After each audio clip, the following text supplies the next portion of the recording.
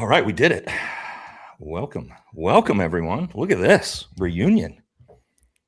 Feels good. Oh yeah, for sure. We got all the boys back in town.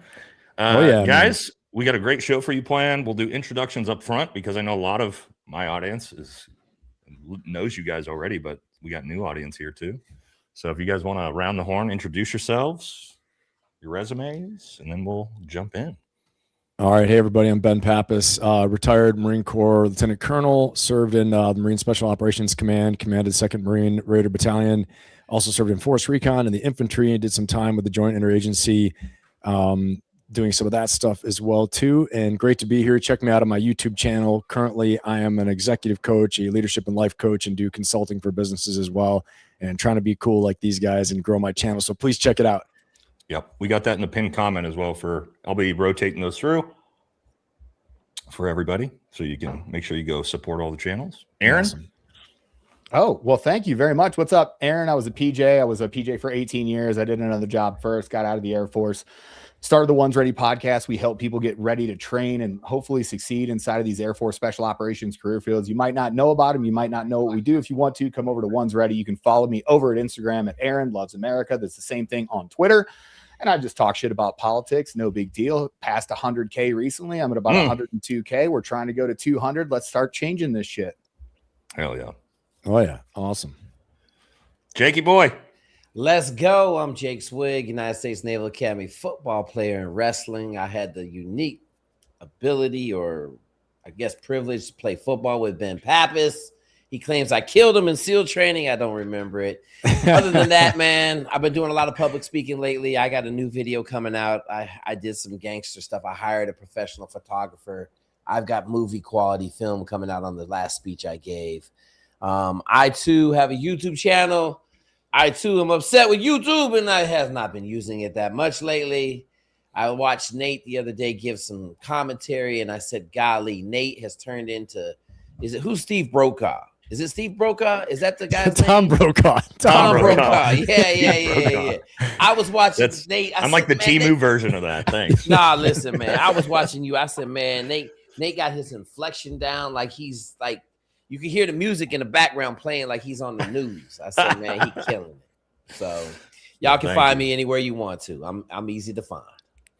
All right, and then I am Nate, Valhalla VFT, for all of your guys' audience, retired Green Beret, and do the same thing all these guys do.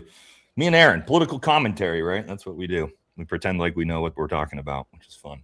So tonight, guys, we're going to do a couple different topics, but the big one we are going to do is, of course, if you got this eclectic group of veterans here, you got Green Beret, Navy SEAL, MARSOC, Air Force, PJ, we can't not talk about the war, the Iran war. So that is going to be our first topic. I just want to get around the horn. Maybe if we get, how do we feel before we get into like more objective, how do we like feel about the Iran war? Are we pro-Iran war? Are we anti-Iran war? Where are you guys at? Has that shifted for you since the beginning? Where are you at currently at, what is this, almost month 5 of the 2-week excursion? I guess I'll start. So, man, I'm as close to a complete anti-interventionalist because of all of our histories. I have a really high bar for combat operations because I know exactly the toll that takes on everybody. 13 service members, multiple injuries. Man, you gotta freaking convince me. Now, here's why I tell you that I'm just tired. This is how I feel about the Iran war. I'm tired, but it has nothing to do with the Iran war. I'm tired of America, who is the hegemonic superpower, globally untouchable in military might and ability to visit violence upon anybody we want at any time. I'm tired of the way that we conduct war. War used to be, I decimated the entire country. I put your head on a pike and I walked away after 2 weeks, and that was it. We don't do that anymore because of political pressure and social media and the boo birds that are crying about everything. Whether you feel one type of way about this war or not, I'm tired of how we conduct war because it's only a detriment to the hegemonic superpower being America. I wish, it is my hope, and this hurts me to say it because I value human life. The Iran war should have been a continued campaign until that country was completely crumbled, left in rubble if they were truly a threat. I don't know if they were truly. That's a good point. I don't know if they were truly a threat. We've been hearing for 20 years that they almost had a nuke and they almost had this and they almost had this. And I get it. But, people often ask I'm not a MAGA guy, but they're like, when was America great? America was great when the military acted without influence from other former powers or other force powers in the world to get after their specific interests. And we were influenced by nobody because we knew that we were the gorilla in the room. So for those reasons, man, I'm tired, boss. I'm tired of seeing it's so good. We're going to talk about some of these rescues that happened. My friends got hurt on the rescues. They risked their lives to do it. Is that what we need to be doing when we could just stand off and literally glass an entire country at will and then ignore the social media and political outcomes of it? I don't know if it's worth it, man. And I'm tired. I'm tired of war. Ben, how do you feel? Yeah, man, I'll jump right in there. It was a hard one, very conflicting question when you ask that. I'll be honest with you. I don't think I've ever sat here and thought, well, how do I really feel about it? But feelings, wash over me. And I will tell you, they range from, at one point, I think about all the people we lost in Iraq, especially when they were sending over the advanced IED material, the mines, doing training. I can remember when we were in Najaf, doing raids and things, and sometimes rolling up on members of the Badr Corps, actually doing catch and release. And these were, this is another proxy basically for the regime in Najaf, Iraq, and all over Iraq. They had agents running around, and it was all off limits. Some of the shrines were off limits. And so it ranges from outrage and rage and the feeling of well, we should do something, to the other side of me thinking about, all the Marines I know that are going to have to get ready to do some amphibious operations and maybe crushing through a strong point operations, doing, forced opposed seizure of Bandar Abbas or something like that. We can get into that too. And I think about the casualties, loss of life. And then you get down to it. Is one of our people worth that, worth any of it? And so then my strategic mind, you guys know I'm a strategist when I talk about what I do. And so I try to break it down objectively because my emotions get in and I think, like I said, yeah, stick it to him, get him. And then I think to myself, well, what are the core vital strategic interests at risk right now? And as Aaron was saying, a core vital strategic interest is this: number one, physical security, defense of the homeland. Were we under threat? If you are, that's a reason to do it. Next, economic prosperity, economic gain. We'll talk about the stacking of reasons why we went to Iran. Why are we in Iran? Petro aggression, economic domination, all those things like that. These are core vital interests. But again, the times we risk life and limb, we risk blood and treasure, especially blood, our blood, American blood and lives, is when we have a physical security threat, a threat to the homeland, a threat to our people. And, like Aaron said, was that there? I don't think so. I don't think so. So I say I'm split in some ways, but at the end of the day, when I think about, the war, I don't want us to be at war there. I don't want to go to war. That being said, make no mistake as I say that, our fighting men and women, our armed forces are ready to rock and roll if they have to. Okay. So don't anybody listening out there thinking wow, that's the sentiment of the Marines. Sorry. No, it's not. They're ready and waiting, ready to go. Just had a family friend, young Marine. I think he's in Camp Pendleton right now, home on leave.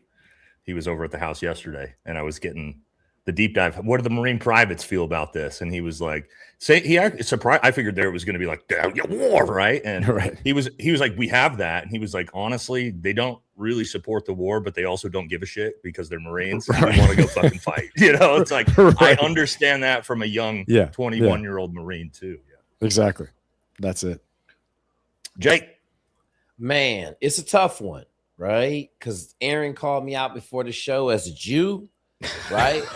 You didn't have to say that. We were in the backstage. I'm just saying. I'm not going to get my $7,000 check like, now. No, hey, nobody forget. I'm just saying, right?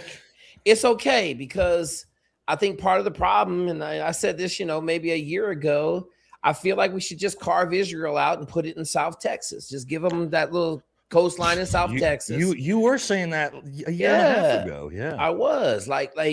Let's make the world a better place, not a worse place. And I know this, as long as they're in Israel, I don't know about y'all, but if someone moved into my backyard until I'm dead, we're going to have a problem, and that's where we've been for the last 70 years, 70 or so odd years, give or take, however the math adds up.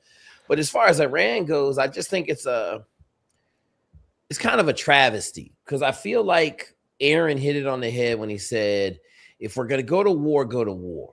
Mm-hmm. If we're going to like do a little police action, do a little police action. But I said this in Afghanistan. We were done in like 6 weeks in Afghanistan. We could have left. Tora Right, Bora but- was in 2001. Yeah, You know? like we didn't though. We didn't leave. We stayed 20 years, and what do? We lost a lot of money. Deficit went up. America didn't get better or worse. You know, my biggest gripe, and I hate to say it, we got technology. We could crush the whole world, but we act like we're still flying 5th generation fighters, like 6th generation fighters. Break out the spaceships, fly around the earth, show everybody what we got, and just tell them, go back in your fucking holes and leave us alone, and we're going to make you disappear. Okay? But right now, the country is so divided. You're like blue and red that right now, you know, I just keep my powder dry because I'm going to be running Texas when this shit gets done. Well, we can't talk about anything that starts with the letter M with this group of people on the show. We will all get a quick visit from the government with our backgrounds. We sure will. So for me, I'm you know, a lot of people think because I'm so anti-war and Iran war that I'm just like this isolationist, anti-interventionist. That's not actually true. I actually want us to be fighting a war against the cartels currently right now, like in Mexico. Like I am all about, to Ben and your point, Aaron, like if this is a threat to the homeland, which I view the cartel and fentanyl problem as a direct threat to the homeland, I am all about leveraging our military to go fight that war. But I agree with you on this, is it's like, was Iran actually a threat domestically to the United States? I mean, like I think Aaron said, what have we been saying this for like 32 years now? That, or how long have we been at war? And anyway, to your guys' point, I agree with everything you guys just said, is if it makes sense for the United States to be at war, great. And I do like what Aaron said here is like, we need to go back to the World War II style way of fighting a war, which is we go in, we go to win, we will put our boot on your neck and we will end the war. And we're not just going to stay there for 20 years so that the military industrial complex can make $10 trillion while, you know, service members die. And then Vietnam, and it's not even like this is a new thing, you know. My dad fought this exact same type of war in Vietnam. We were there 19 years, nothing achieved, and we left. And then, you know, Afghanistan, Iraq, Syria. And so it's like, what Dresden exactly are great we again? People talk about civilian death. Look up Dresden. Look what we did to Dresden. Did the people of Dresden threaten the American homeland? No, but we were at war. So we wiped it off the map. And it, again, terrible loss of life, tragic. But that's how you fight a war. But also in those wars, you go back to World War II, it's like, regardless of the history that we look back on, right? There's a lot of, maybe people think maybe we didn't fight on the right sides, whatever. Wait, that doesn't matter. At the time, this was a world war, right? Our allies were at war, like massive major scale war. And we would be currently right now in that type of war if, let's say, Germany decided to, you know, blitzkrieg Poland and invade France. Like as a NATO ally, we would be doing the same thing today. So we had the reason to do it. And this one just feels like this is why I want to get into strategic objectives here first. I think my biggest thing with this is like, at least George Bush lied to us, and he lied well. Right, like you know what I mean, like Colin Powell, Rumsfeld lied well. Bush didn't lie. You know what I mean? But was it Colin Powell or Rumsfeld that was? Colin Powell as well. With the little vial, this one vial, right? And again, but if you look at the approval ratings for those wars, I think Afghanistan was like 94% when it started. Iraq was like 89%. George Bush's approval rating at the start of those wars was like historically high. Shock and Awe had like a 98% approval rating. Like when we started dropping those, when those videos came out of the first smart bombs that we could drop inside of a air tube, and it would just crack a whole building off. People couldn't get enough of it. And that, like, YouTube wasn't what it was back then. Imagine a channel that just showed that kill footage every day. Yeah. Every single American would be like, fuck yeah, let's go. But, you know, a couple things too. 9/11 was a kickoff. People they're scared. They're enraged. I knew people. Right. Remember talking to this one guy who was, you know, on the National Security Council for Bush. And I asked him, I said, did they really believe all this? I said, what was the main thing they were feeling? He said, fear. There's so much fear in the White House because, you know, again, the intelligence apparatus wasn't the same then as it is today. Like you said, YouTube's not the same, but they really thought, what if this happens again? What if, you know, there was huge fear. So I think coupled with, the lying and the, deception, they were really afraid that this was, was on their shoulders, that what was going to happen next. So Ben, I'm glad that you brought that up with whether like this is an inside job or whatever. I don't care. My point is, like, we as America felt like, or were given a legitimate reason to support those wars, to support right, 100%. Yep. We got to go get OBO. We got to stop, Saddam Hussein, all these different things. I feel like with this one, they didn't even try. No, you're there was right. No attempt to. I think you're right. Like, they were just like, one day we were like, yeah, we killed the negotiators and we're bombing Iran. And well, dude, it's like one day we captured Maduro. We're all like, huh, that happened. And like the next day we're like, what? We're in Iran. You're like, okay, well, why are we doing this? And it's just but I will say one thing, and not to start with the conspiracy right away, but the stacking of reasons, right? If you look at this term, and guys, I'm not going on the conspiracy train. You know me, I'm not a conspiracy theorist. No, my audience is all about it. All right, you don't got to worry about it. We just put our look up the number of Google searches from early January until February 1st, until February 28th on Epstein. Yeah. There's no more Epstein searches after February 28th. So I'm just saying that I'm not saying correlation does not equal causation. Right? That's not the reason. I don't think that's a conspiracy theory. There's a stack. Well, right. We know how power works. Yeah. And how power works. The other thing that's been super annoying, and I tend to believe this line of logic, and I'm going to tell you that with like a little bit of intellectual honesty here. There have been people who have made the connection between, why did we talk about Greenland? Well, you wanted to secure the northern shipping routes. Why did we start blowing up drug boats in the Caribbean? We wanted to have the Monroe Doctrine. We wanted to deny influence. Then we took Venezuela. What does that mean? It means the Gulf of America now is safe because we blew up the drug boats. We have Venezuela's oil and natural minerals. We have better deals with them.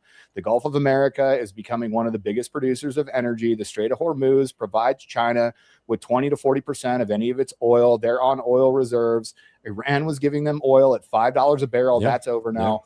Yep. People retroactively, and this is the part that I won't go 100% on that.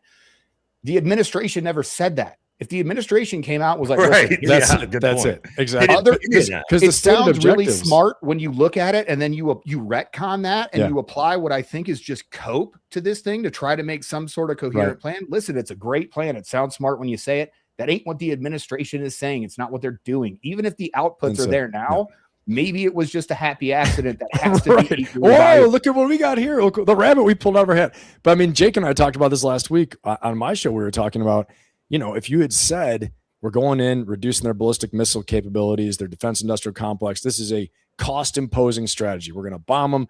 I can't guarantee nuclear weapons. The whole thing is pointed at China. You're going to feel the pain.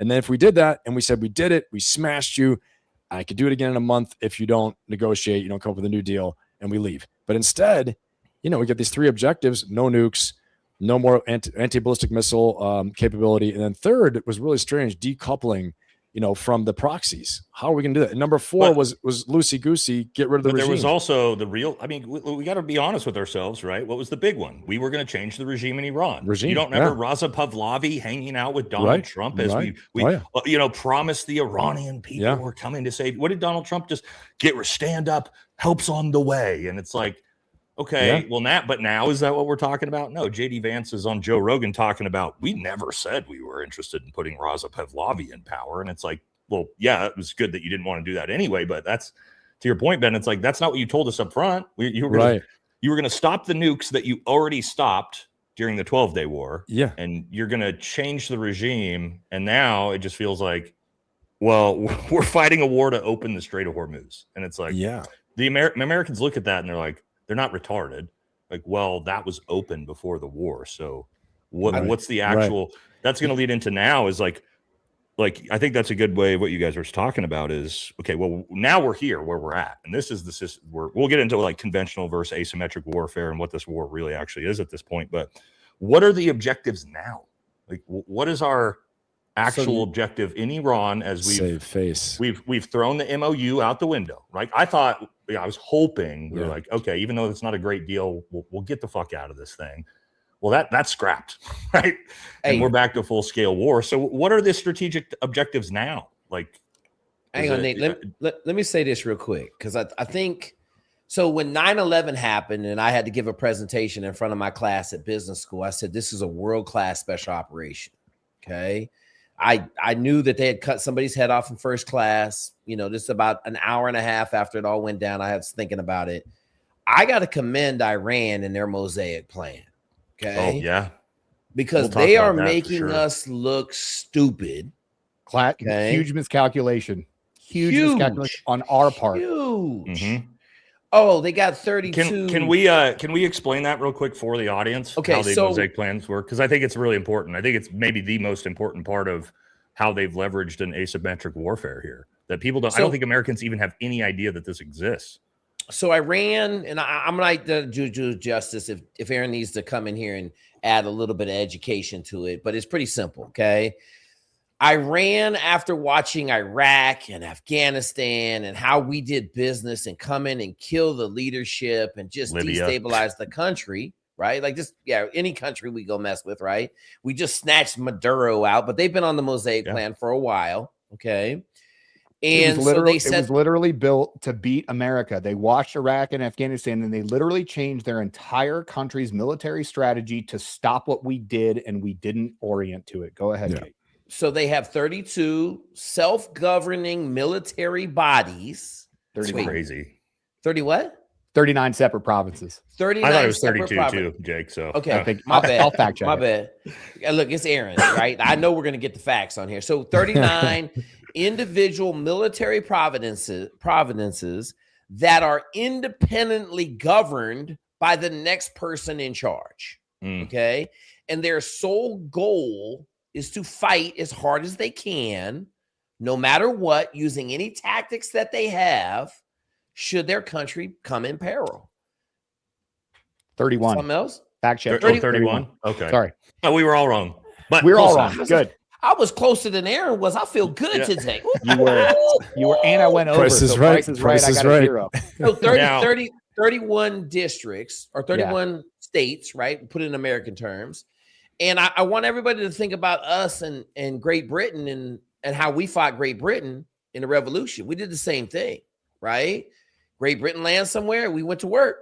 Okay. And so Aaron's 1,000% right. We did not calculate the fact that we killed their first 11 leaders in the first, call it week and a half. We were just like giving them the business. 48% of them in like the first month and a half. And then we clacked off 80 of them in the same building in one strike. And then we realized that did nothing. I mean, and I think it's just knowing that this is like really a strategy of the weaker power. This is a defense in depth. It's a defend and delay. We learned this like in infantry tactics, right? You're gonna, Australian peel. It's a very similar thing, but it's decentralized command and control. And terrorist organizations actually use stuff like this, where one cell doesn't know the other cell where they're located. Yes, yeah. So, I mean, I think exactly what Jake is saying, but it's interesting. But back in June of 25. We actually had the chance to take out the Ayatollah then, but they weren't sure. It wasn't at the tipping point. And there's something interesting that happened between, then and February when we did it. And what I find most interesting is that most people think that Israel was really leading us into this. I tend to think now from my research and based on stuff that I've looked at, the CIA were the ones who basically led this up and said, we got the POL down, the pattern of life. We've done this over all this time, high degree of accuracy and high degree of certainty. We need to strike now. And that's why we did what we did and when we struck. And so whether it's Mosaic or not, you're going to have to take and conduct an operation like that anyway. But I think the expectation, the assumption that we would have such an upper hand once we did that was total miscalculation, And I think for the audience to kind of like make it make more sense compared to like if America was invaded, right? America gets invaded by a much stronger power. Obviously, we're in a hypothetical world for that, and they schwack our president, dude. Like day one, a president, and they hit like Congress during the State of the Union. Like, you know what I mean? The president, the entire succession, or a White House correspondence dinner, let's say, where everybody in the government's in one place. They schwack the entire base. But we have a system to where all 50 independent states now, even if you cut off all power, all electricity, they basically, all those governors now become their own authority to independent militaries for the state themselves. And even if Washington state goes down, Oregon is conducting its own military striking against this foreign invader no matter what. It doesn't like matter. Oh, Texas goes down. Well, it doesn't matter because Kansas is still fighting in a different way. Right. It's Right. like That's exactly the idea that you as a foreign invader are going to be able to like defeat that is. But It would be a what's- nightmare, right? You know what's That's kinda scary what we're though, dealing too? with You know what's scary about that, Nate? Real quick, Jake, let's jump in. Yeah. Here's the thing. I'll say this. Sometimes you ever met somebody where you're like, oh, their strength is actually their weakness too. Like they're really good at this, but it hurts them. This thing, actually, it's their strength, but it's their weakness, because I wonder how many times we've talked about it. You know, we've asked in my audience, and we've said, you know, do we think we're really actually talking to anybody? Or is it like we don't really know who we're talking to? Yeah, So that's it a could good be one. like, hey, Mohammed down in Bandar Abbas is like, I'm not giving in. Screw you. He's dug in perfectly. Yeah, but like we're in the open here. We got to make a deal. And he's Right. like, fuck, no, I got the drones. I got everything. Launch it. Attack the boats. They're like, don't do it again, dumbass. And they're getting pounded in other parts of the country, you know? And so that's how I wonder. I'm like, I think that the guy down in Bandar Abbas down there is like, I'm dug in. I'm good. I'm dug in like a tick. You guys go deal with your own crap. So I think it could be a weakness in some ways too. We saw So- that in Afghanistan, right? That's kind of how tribal Afghanistan worked with the Taliban. It was like there was no like centralized authority whatsoever, right? Like It based wasn't off the the same province you were kalat to in. kalat. You would Right. be cool with one village. You'd drive out of that and you'd catch an IED or you'd catch a coordinated attack. You'd be like, we're cool with your bros. They're like, sorry, that's not my tribe. Yeah, You you see didn't had- talk to in us. Yeah, you Somalia. didn't talk. Right. I had an operation one time, guys. We get off the bird, we infill, we get to the target, and there's 4 A&A police cars in front of the compound. Like the A&A is literally here hanging out and partying with their Taliban buddies. You know what I mean? So it's like but that's just what to the point of like how do you cut cutting the head off the snake is not a military strategy anymore. It's not like removing Stalin or Hitler. It's like that doesn't do anything. And so and that makes a conventional war that we're trying to leverage. That's what I want to talk about next is like, what is this war? Because I feel like we are fighting a conventional war and Iran is fighting a completely asymmetric, to Ben's point, like war of attrition and survival. And so two nations are fighting two completely separate wars against each other. How do we win an unconventional or asymmetric war with conventional means? It seems like that's what we're trying to do still. What you guys think about that? You know, man, and Jake, I'll let you jump in here after this, but I had a professor once. He was teaching low intensity conflict and counterinsurgency. I'm learning all about how these organizations work and everything. He was a Vietnam vet, like your dad, I think special forces veteran. He said, we went to Vietnam, we put on our football helmets, our shoulder pads. We're like, putting our cleats on. We're going to go mess some people up. We're going to hit hard. Let's go. We're getting all warmed up, hitting each other, our shoulders. He said, we got there and they're spinning the ball on their finger and like, we play soccer. We don't play football here. And he said, and he's like, and they just ran around scoring goals on us. And we were like, trying to hit people. And, every now and then you get a hold of them, but they're running all over the field. So. And 19 years later, we fled, Right. So. Can you guys tell me when a counterinsurgency or when a regime change has ever actually worked? Because I don't believe there is a historical use case for why we would conduct a war like this, and we keep I'll say learning the this: same lesson. 100%, it never works with air power alone. 100%. You need I'm a big ground proponent of force. trying to tell my Never. audience that, Ben. Air campaigns don't change regimes. No, you'll That's the pound the first crap thing they out of them. You'll bring them to It's their the knees. first thing they but- tell you in the Air Force. We're supposed to be the people who are like, we own the sky. And they go, no. You own the sky to make the way for the Army and for the Marines to Right. occupy the territory because it's just like CQC. You don't own a room unless you're in it. When you go back in, you got to re-clear it. Air power That's is right. the same way. Well, I'll tell you, Hey. I heard some good, Jake. Good. No, I just wanted to bring up this point back on Nate's about America being invaded with 50 states.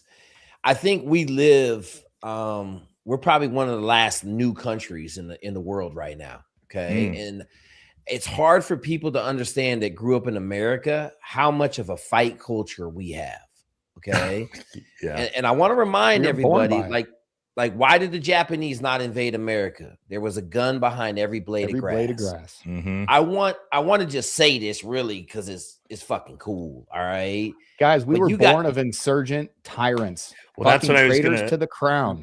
That's what I was gonna say. have So when you Rebels. guys said like no insurgencies ever worked, I'm like, friendly reminder, do you know why we exist? is because you know what? we I'll won take as that. an insurgency. The counterinsurgency lost, you know. Absolutely. And I want to Yeah. tell everybody there's at least 150 million males in this country that are screaming Red Dawn when they wake up in the morning, right? Like they live for, I mean, there's a whole generation of us that live for Red Dawn, right? The Russians and the Chinese show up. Woohoo, let's go. But we're different than the rest of the world in that, like, I mean, we were spawn of a revolution with a bunch of muskets and Indians running around in the woods. We didn't line up in straight lines. But like you guys are saying, we don't learn our lessons because this is like the third war we're trying to fight asymmetrically, right? And it's not we're not trying to fight it asymmetrically. No, I'm saying we're fighting an asymmetric war, and we're trying to use conventional tactics, like you're saying. Like, and they have to be, though, too. You know, terrorism is asymmetric as well, but you have to make sure it matches, it's suitable to your values, to your culture. Like if we go in there, like to Aaron's point, if we turn it into Dresden, we're gonna have a lot of problems at home too. People are gonna say we lost our way. And I'll say one thing, you know, strategic culture wise, you know, we're different than we were, but I do believe, you know, the U.S. American citizens, America would come together and rise up. But I want to say this: I was at a force planning conference for Operation Inherent Resolve, like, you know, dealing with ISIS a while back. And you can imagine it's like 2014, 2015 timeframe. There's a civilian in there from the, you know, joint interagency. And it's, you know, who's who in the zoo from SOCOM in there. Everyone's planning. And he looks around the giant plasma screens, you know, how we do with all this stuff and everything. And at the time, SOCCENT commander, Special Operations Command Central, was General Nagata. He gets done speaking. This guy stands up to ask a question. He goes, I want to say something, guys. He's like, you guys are, you know, over here talking about like rebels and all this stuff like that, and how you guys are like, you know, kind of the you have like this underdog mentality. He's like, yeah. He goes, America likes like Luke Skywalker. They like, you know, like attacking the Empire and blowing up the Death Star. He goes, you guys are the Empire. You guys are the stormtroopers. He goes, that's a great point. I swear, it turned me inside out for a minute. And then all of a sudden I have all this PTSD kicking up from all the raids and everything. I was like, what? No, I'm just kidding. But I was like, crazy. You're not wrong. You're not wrong though, Ben. In that story, America is the Empire. You're like, we're not the resistance. What are you talking about? Right. But this is I like, never thought of it that way, but you're 100% right there. You know, but I think that's part of it too. And like, as we're fighting conventionally, to your point, you know, it's because we can, and because, you know, well, we don't want to bomb their desalinization plants like they're doing. They're going asymmetric now because they have to, you know, but it's going to come to a point where, just like in World War II, we're going to make the declaration, say we, the Trump administration, is going to say, we're going to really apply coercive power now. We've given them time, because this whole thing, to me, the waiting, I mean, I think we get a sense of who President Trump is now as a leader. Like, you know, he's going to unleash the hammer on him. I think they were like, let's give them a few months. Let's let them figure it out. If they decide to reach an agreement, cool. If not, you're going to let us do what we came to do anyway. I think that's what's going on right now, personally. I think we're going to unleash the dogs of war. We said, look, we told you they're crazy. They're cuckoo. They won't play ball. They won't do an agreement. This is where the mosaic defense comes in and hurts them, because who's the real leader? I don't know. We don't know. We haven't heard anything. So-and-so is meeting.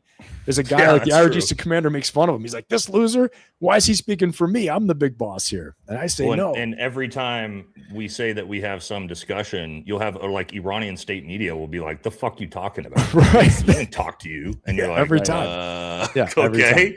And so it's like, who was he talking to? You know, there's a lot of memes of like Trump. Have you seen like Trump looking in the mirror and it's like him as dressed as the Ayatollah looking back at him? No. As like, that's who he's, you know, negotiating. Wait, the gay one or the straight one?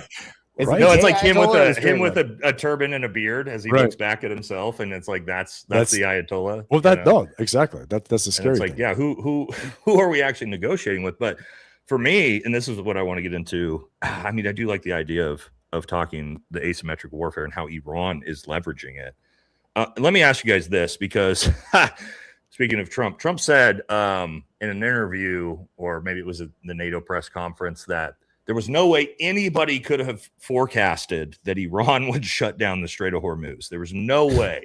And it's funny because I have a video 10 months ago, and the entire video is, if we go to war, this is what will happen. The whole premise of the video is me showing the Strait of Hormuz, how much oil comes through it, how it gets down through the Strait of Malacca, China, Asia, how it would be affected. And I'm like, It's up on my channel still 10 months ago. You can watch it. And I'm like, if You're my Nostradamus, dumbass man. if my dumbass by myself, like enlisted Green Beret Nate was thinking about things. You're telling me the entire might of the Pentagon just slipped their mind? I think the scenario I'm picturing now, Nate, is someone's like, does anyone see any problems with this? They're like, nope, no problem. Nope. Nothing.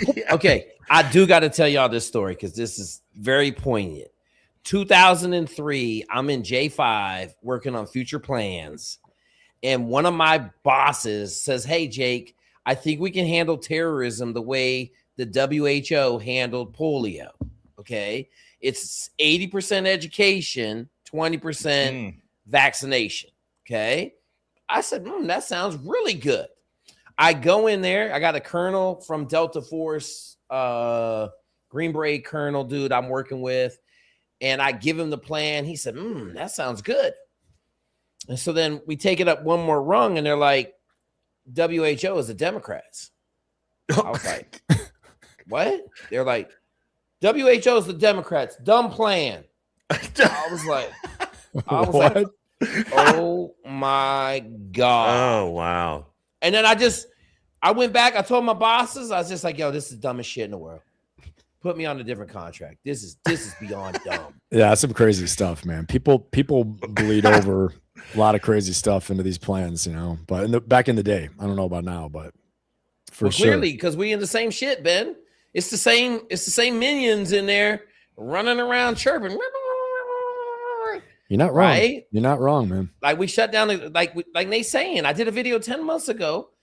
Shut down the Straits of Hormuz. It don't take a fucking rocket science to figure this shit out, right? Like, right. They'll never dare. How are they going to do that? What makes me so mad is like you have to put that again. The whole like, oh, this is all meant for the Monroe Doctrine and denying China and all this other stuff. No, bro. 10 months ago, you didn't even consider it, and 3 knuckleheads that just have a high school education just told you were wrong, and this is what's going to happen. And now you retroactively made some sort of plan up, and it sounds smart and it sounds good on a podcast. Right. Like, bro, the internet's forever. We have you on video that you couldn't figure it out. What are we doing here? I feel like it's like the guy in the raid from Django Unchained with the hoods. He's like, I don't know about here, but this part right here is real tight because something get out there. Next time, it's full regalia. This was a good dress rehearsal. Next time, full regalia. Full regalia. So I think, in Ben, what you were just saying there is about the way you think that like Trump is looking at this of like, okay, we gave you your chance. Now we're no shit gonna, put our boots on your neck. But here's the thing. We did that in Vietnam for 19 years. We did that in Iraq for 23 years. We did that in Afghanistan for 20 years. Yeah. Who's in control of Afghanistan right now? Do you guys know what government Vietnam has? A communist government now. Right. They're doing well. But my point is like, we decided to put the boot down and like, we're going to show you. And then 19 years later, we're like, well, you know what? The American public is sick and fucking tired of this. So we give up. And so do we really think with Iran, which to be honest, if we're comparing Iran to Afghanistan or Iraq, like Iran is 1,000 times harder for us geographically to deal with. Like, so the idea that we're just going to like, they're ideologically, Persians are incredibly proud people. Like it's just like Afghans. Right? They're like, yeah, go ahead. Let's fight it. We've been fighting war since Alexander the Great tried to come in here. Feel free, you fucking idiots. Right. Right. So what is us like? Okay, we're turning the bombing back up to 1,000. It's like, okay, but like, let's do 19 years of bombing Iran. Do you think that's going to make them just one day be like, you know what, America? After you've killed 100,000 people, but now we've come to our senses. Like, do we really think this is where this is going? I think as a strategy, so a couple things. I think of Kosovo in '99. We took down the bridges, we bombed the hell out of them, took out the roads. We never went in on the ground en masse. No, there's a SEAL war going on there, Special Forces war, all stuff like that. But yeah, one of my buddies got half his skull opened up in in Bosnia. So we were there. Yeah, high intensity conflict in a small place for sure for people, but. Writ large conventionally. And then linebacker 2 against North Vietnam, we're trying to bring them to the Paris treaties, And so I think we can do this. So 3 phases, 3 gates that need to be crossed. Number 1, isolation. We're doing that now. We're destroying bridges, destroying roads, destroying, infrastructure that would allow for resupply around Bandar Abbas. This is also strategic messaging. It's letting them know, hey, guess what? You see what's happening? It's kind of like a siege. Does it feel like a siege in Bandar Abbas is about to happen? Yeah, that's what we're trying to show you. Number 2, though, and this is a critical gate for everyone watching, okay? If we start seeing deployment orders for like 1st Marine Expeditionary Force, the 82nd Airborne, thousands and thousands of troops, and I don't mean just airlift, okay? I mean also you're going to have to see the ready reserve fleet, right? All the shipping that it would take to put the armor in theater. The difference between Operation Iraqi Freedom and now is that we floated a lot of armor, a lot of heavy Iron Mountain assets over there. We can fly it, but it's going to take hundreds of sorties to do this. And we had a safe place in Kuwait to land, right? We had a unopposed landing. We had permissible environment. We called it a wall of iron that we built in Kuwait. We also owned Afghanistan at that point. This was 2 years later. Right. We had taken Bagram and Kandahar by that point. Right. And so I think, then the third gate we'd have to see is the shaping of the American people's will. And to your first point, Nate and Aaron too, is that we haven't seen any discussion like, come on, this is why we need to go, what we need it for. This is why. We have to see an AUMF, an authorization for the use of military force, even being discussed in Congress. We haven't seen that. We need to see the readying of, mortuary affairs, casualty collection points. If you start seeing mobilization orders, you start seeing troops getting on ships, I think that would do so much to change the strategic situation for negotiation in Iran. But again, you'd have the American people to answer like, whoa, what are we doing? They're gonna be furious. What are we doing? Right. So, I mean, but without this storytelling, like you said, right up front, Nate, and I mean, obviously with your channel, you do a lot of great, stories, narration, you're a great communicator with all this stuff. And so up front, number 1, and the same thing with you, Aaron, and you, Jake, too, is that they got to communicate. They got to say, hey guys, here's the deal. Here's what we're doing. Here's where we're going. And even tell the story. Once upon a time, we'd had this. Now we're here. If they don't do this by this time, people are getting on ships, armor's getting on ships. We're going to start building up the Iron Mountain. And then the last gate is when the AUMF is discussed. If we looks like we can get maybe that, we're going. That would move, I would think, whoever's talking to them in Iran. And if no one's talking to them because it's Mosaic, it's bad. They're going to be like, I still don't care. He's like, I still don't care. Bring them on. Bandar Abbas, we're strong. And he's like, I don't care what you do. While the guys in Tehran are like, no. We need you to calm down. We need to, work this out. But the problem with that is that we have to also always factor in America's political system, which is much different than China, which is much different than Russia, which is much different than Iran, which has a single authoritarian rule to where they don't give a shit if the people don't like what's going on, right? It doesn't matter. But in America, in fact, they'll kill 30,000 people. When are the midterms? Midterms are in November, and so you want to launch Republicans, you want to launch a ground invasion into Iran. Well, guess what? No, you're fucking not going to, because we'll hold up an NDAA because it has the SAVE Act on it. Because China doesn't do. You think China gives a shit about what the competing parties say? No. If there's a piece of this bill that funds the military just prior to midterms, and it's more beneficial for the Democrats or whoever or the Republicans to say we're not going to support this thing because it has this thing attached to it, you think that happens in China? No, you get killed for that. Or Iran, they don't care. Let me ask. But I mean, America. But my point. Let me finish this real quick, Jake, and then my point with this is, Ben brings up a great point, like communications, PR strategy. You have to factor in the politics, which the Trump administration has not done. They just their messaging was Iran will nuke Israel, and people are like, we don't fucking care, dude. It's like 2026. Nobody cares about this anymore. That can't be your messaging. Is like, they're 2 weeks away from a nuke. It's like, yeah, we have Benjamin Netanyahu in 1993 saying that. Like, nobody believes. People can't afford groceries. The gas. We got a regime change. Yeah. It's like nobody gives a shit if you. The boomers won't let go of their houses. There's a housing crisis. Giving houses to 42% of the country that's illegal. BlackRock's buying everything. It's just, I think, Ben, I think you might be right. That's like failures in actually like communicating, like setting this up, using PR politics to make this, to get Americans bought in. Americans have to be bought in. Yes, sir. Or on anything, or your host, because we have a 2-year cyclical political system. You know what I mean? That's like, by the time you put somebody in office, they're about to start campaigning. And so it's like, you can't, like the Trump administration can't launch a ground war. before the midterms. Right. Here's my question. You know what I mean? Like, even if we wanted to, even if it makes sense, even if it would win and in that conflict, and you could be like, guaranteed within 6 months, this will be over if we do this. As soon as you They'll send some never people do home it. in body bags, the American people are gonna flip and be like, "What in the world are you doing?" You know, it wasn't broken before. You broke it. Now you're trying to fix it. Now we've lost money. We've lost people. So go ahead, Jake. Yeah. No, I'm gonna ask y'all a question because this is how I feel, and it's the exact same thing we're talking about. The rudder is swinging full left and full right at this point, and everything that is on the table right now, the Democrats are just gonna sweep these midterm elections. Okay, I think so too. Yeah, and they're gonna sweep them, and then it's gonna swing back the other way, right? And Our was trying to be cooked, bro. Yeah. Well, I'm just saying, right? Like probably the swings are getting to be absolutely preposterous. It's no more American. The pendulum is just pendulum is starting to shake the whole apparatus, right? And so in this case, you guys, we're all in America. We see it. Like no one's like Trump's talking about we're gonna get crushed in the midterms. But the problem is whatever happens in the midterms is going to lead to the next election in 2 years. And you're going to have somebody like AOC running and people are going to be like, we don't care. She's blue. Yeah. Look at Mamdani in New York.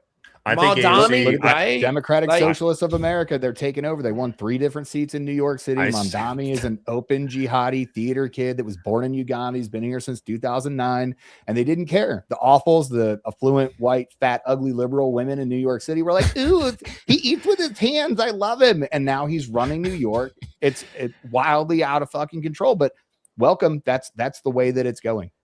So here's my question. But also, I mean, go ahead, Jake. Sorry. When like between Nate and Ben and Aaron, like how many of these cycles do you think we have before we have complete anarchy? Not anarchy in the country, but I'm just saying, like, if AOC gets put in charge of the country, I mean, you better. I mean, I'm happy I'm black because I'm gonna get a bunch of contract money. But you better get ready. Okay. The other 3 on the panel are cooked. Yeah, y'all cooked. Well, Ben got a little brown in it. Yeah, I'll just go down to the beach for a bit, and I'll be good. Not me. I'm cooked. But I want to say this. Yeah, go ahead. Sorry. Ben. So I think one thing about like revolution, rebellion, all stuff like that, hypothetically, of course, just to make sure it goes in the transcript so we don't get zapped here. But I'm saying, I think we'd have to have a massive economic fallout for that to happen. I'm not saying revolution, Ben. I'm just saying like to me, if AOC wins the presidency because the Republicans have soured the country so much, like I'm not saying she's going to cause a revolution. I'm just saying she just caused more problems. Now we're going the other way. I hear what you're saying. What Ben just said though is very, very important, and that's going to bring me into. I agree with what Jake's saying is, and what Aaron is saying. It's like, okay, well, democratic socialism is the way forward, but we have to identify why. Why is that? And Ben brought up a good point. The economy would have to be catastrophic. Well, Ben, we have to sort of separate ourselves from where we are in life. The economy is currently catastrophic for 21-year-old men and women. It just objectively is. I mean, if you look at Gen Z, you look at the amount of people that live with their parents that are under 25, it's like over 50% now. The average first-time home buyer is 40 years old. The average home buyer is 60 years old. And I don't want to rant about the boomers. I'm sorry. I'm not going to do that on this one. But my point is we are in a K-shaped economy. For those who don't know what a K-shaped economy is, those of us that are retired out of the military, mid-40s, we're doing very well. Okay.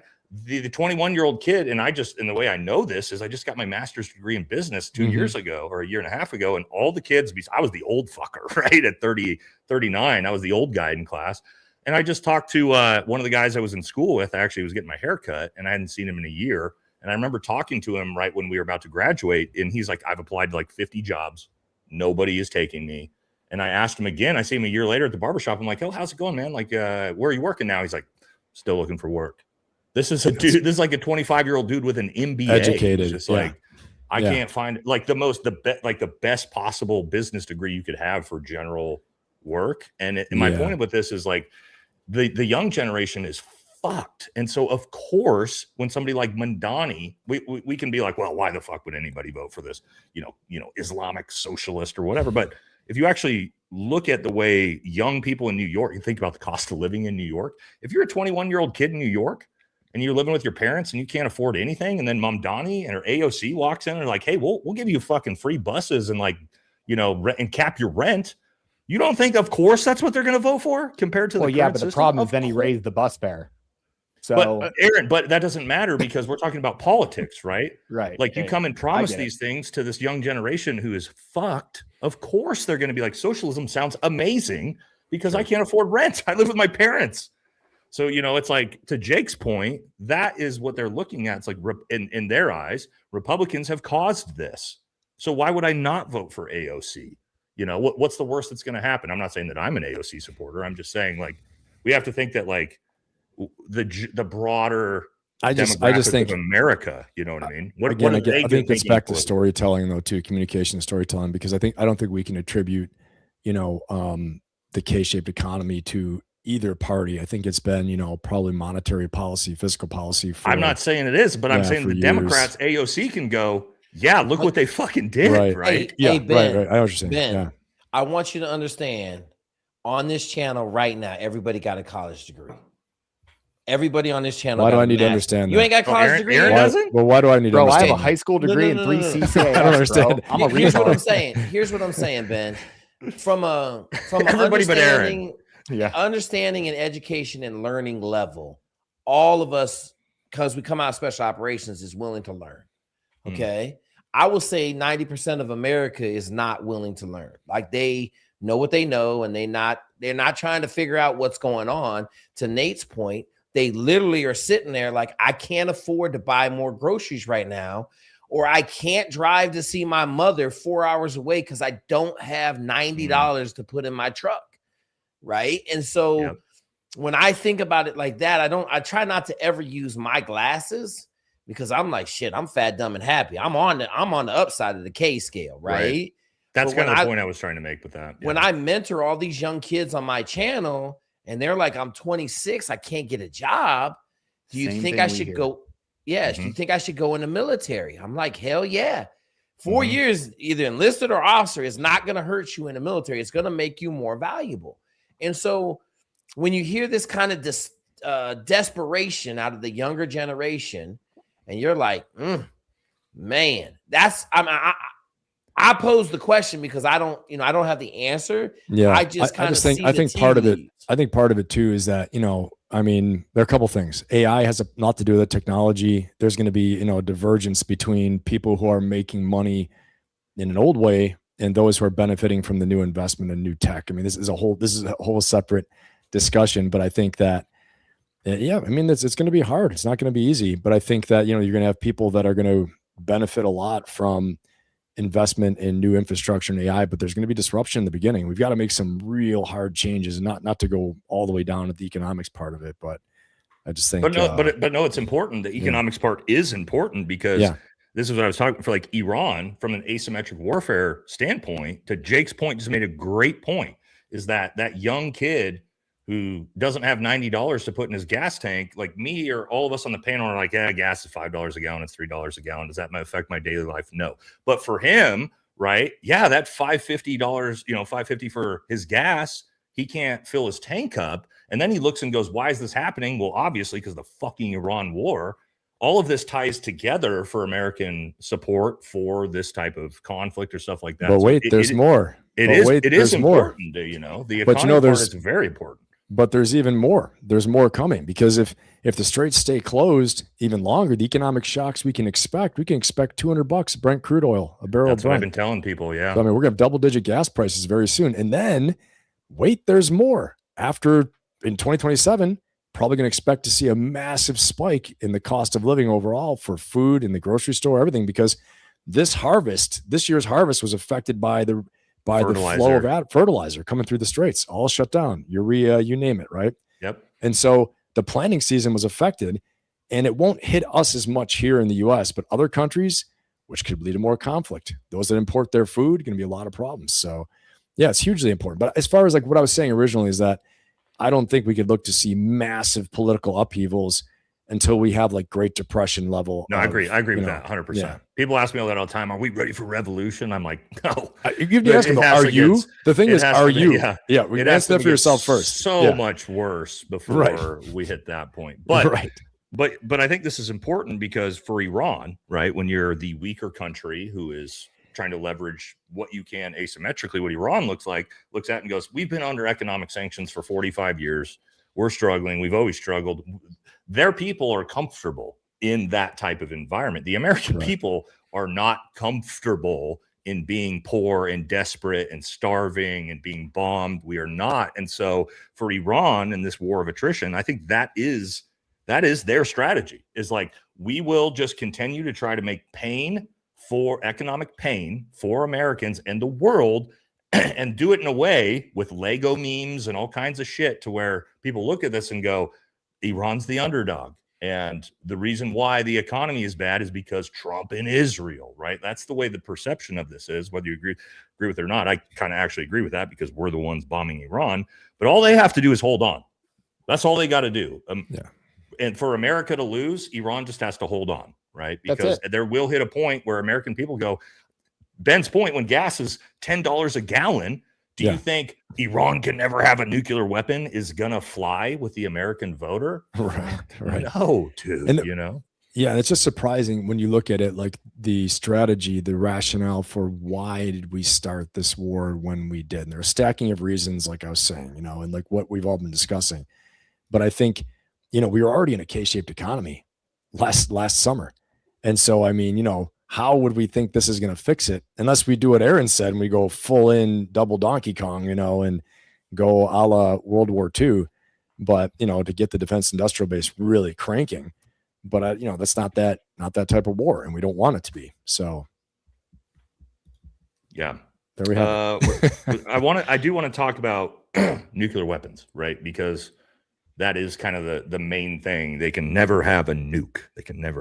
I have my own personal opinion on Iran having a nuke or not having a nuke, but I want to get your guys' take. Are you bought into the idea of Iran if they were to get a nuclear weapon?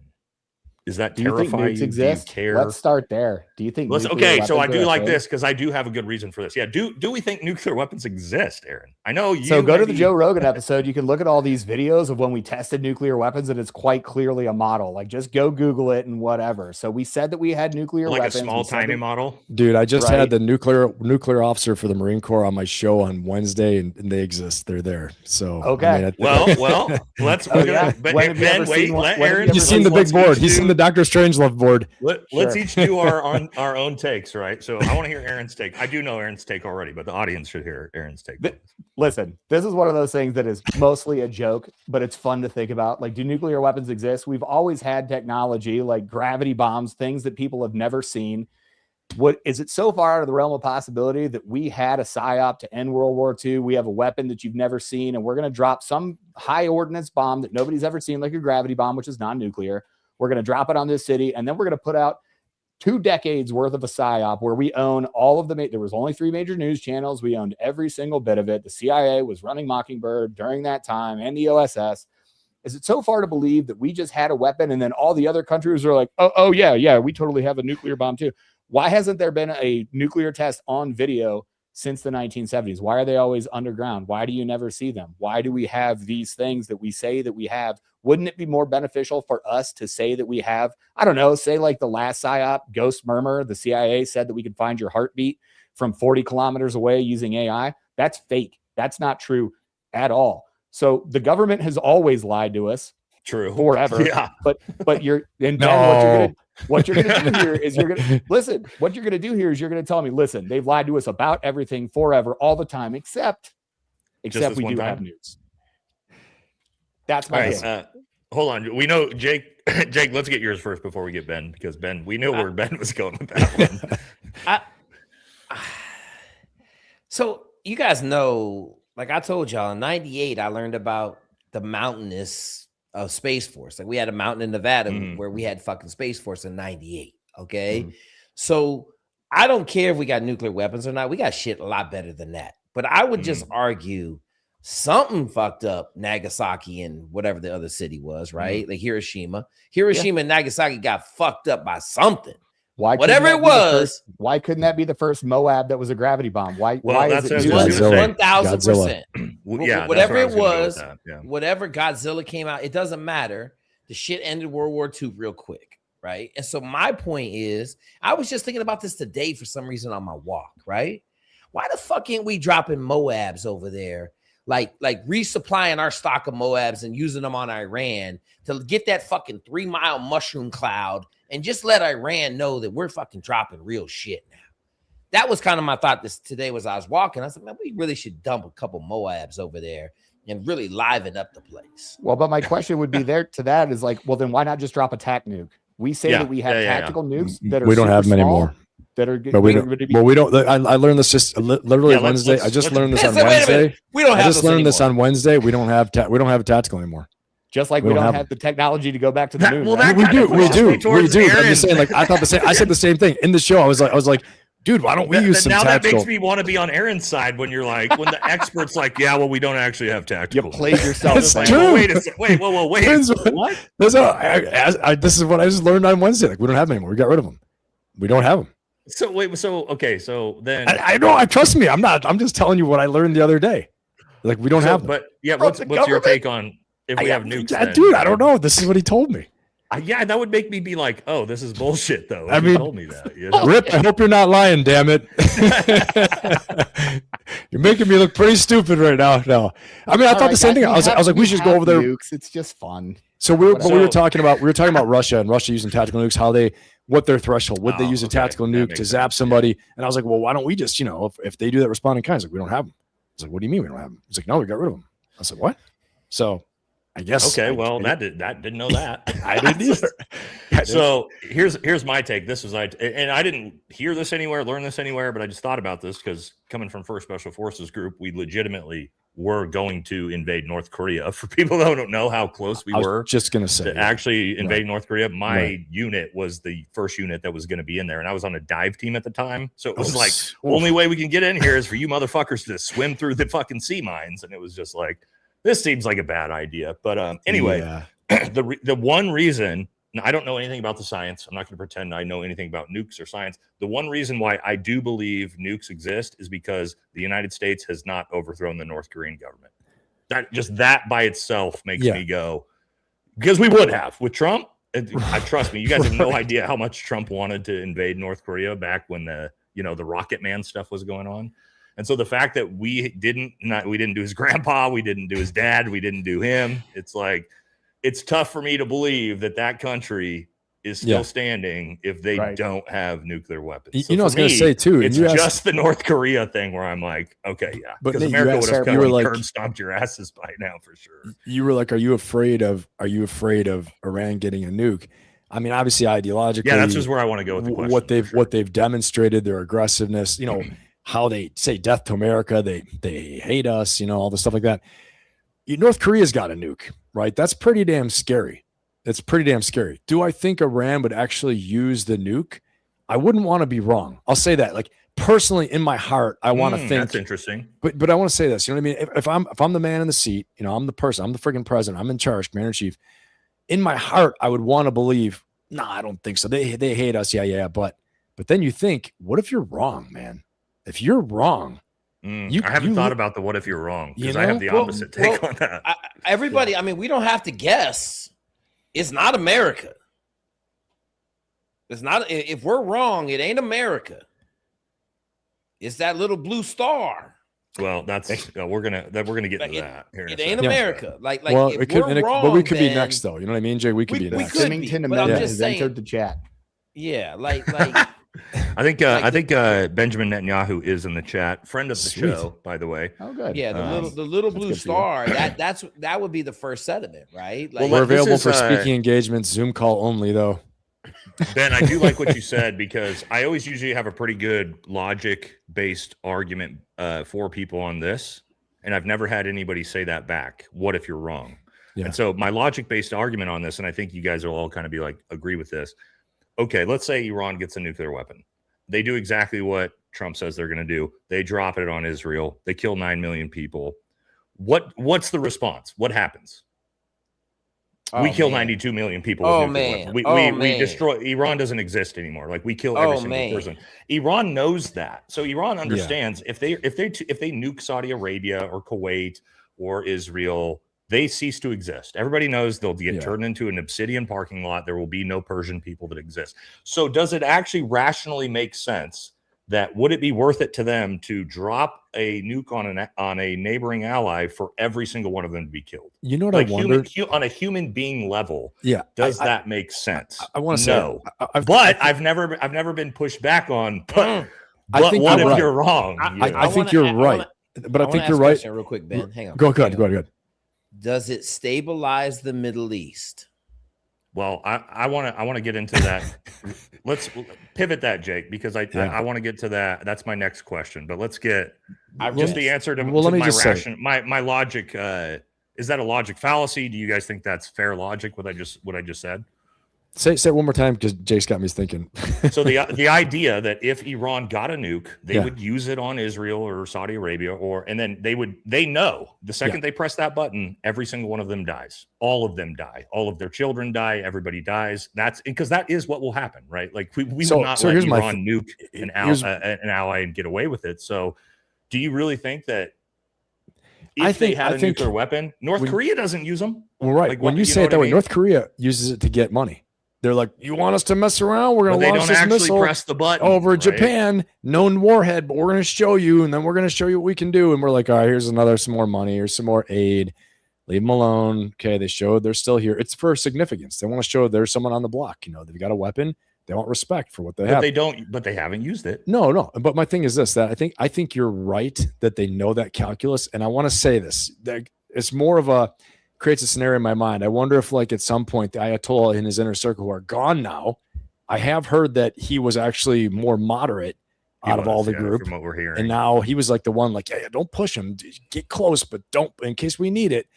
But also, the thing is, I wonder, do we even know that? You know, like, well, that's just things I've read. You know, this open source stuff I read. But I think that, you know, that I think I wonder sometimes if they're like, yeah, we got to slow down on this whole death to America thing. We got to slow down on it, because if we do get a nuke, we got to be like, well, not anymore. We were just saying that. Right. We just want to be in the club now. But now it's like, now they've created this culture, strategic culture. We're like, yes, death to America. And, you know, you keep messaging this way. So every time you get close to something, instead they're like, yeah, it's no longer death to America. We're not good. We're not good with Israel, but we just want to get a nuke because, you know, we want to be in the club here. If you change the messaging, it makes a huge difference. And I don't mean to be soft on Iran with this, but I'm saying words matter. What you're saying matters. And so now you've kind of pickled yourself where you built this whole strategic culture around death to America, death to Israel. We hate everybody except, you know, a couple of you. And we're trying to get a nuke. Jake.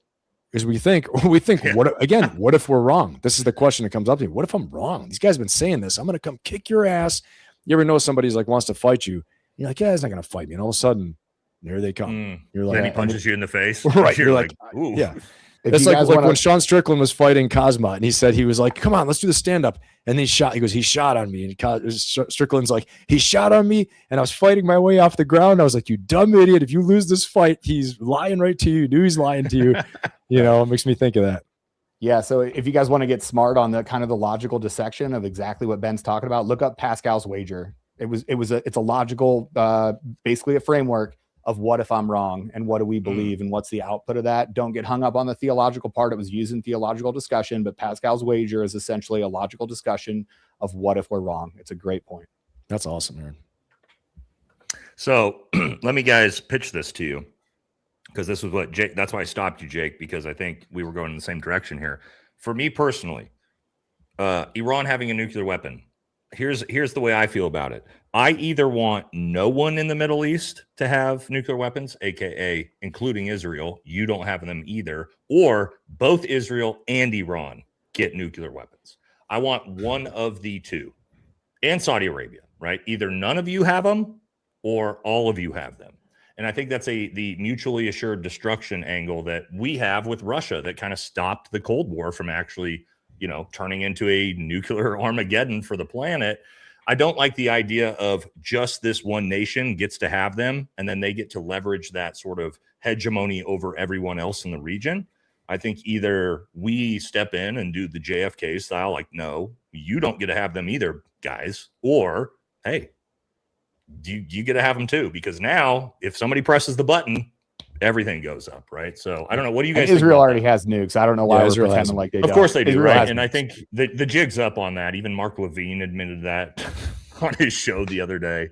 But how do you guys feel about that idea? That's just kind of something I've thought about with it's not a bad idea. they're I real, just think, how again, we feel. when they're shouting death to America and they're, attacking our troops over in Iraq and all this stuff, I'm just saying, that's when you really are thinking, you're like, But North Korea wow. does that too, right? So my point is, like, there's plenty of countries that hate our guts that have nuclear weapons, and it's never been an issue. Yeah, right. But you know what I mean? But like specifically that, would you be comfortable if everyone gets them or nobody gets them in that region?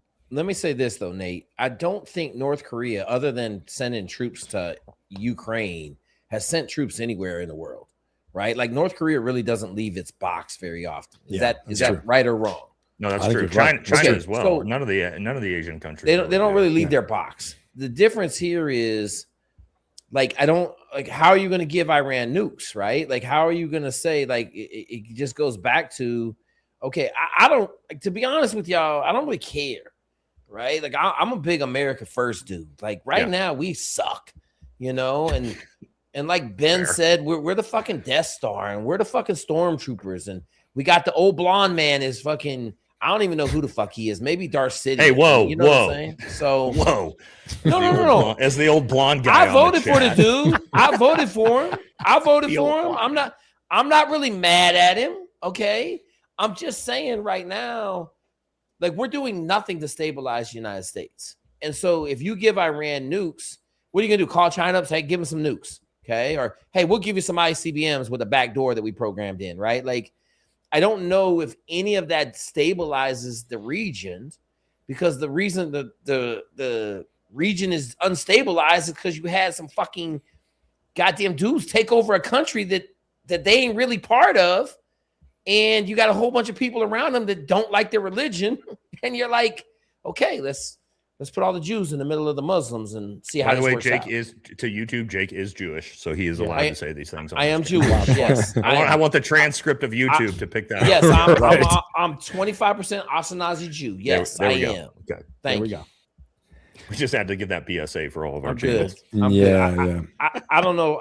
I'm good on my answer. Aaron, what's your thoughts on that with what I brought up?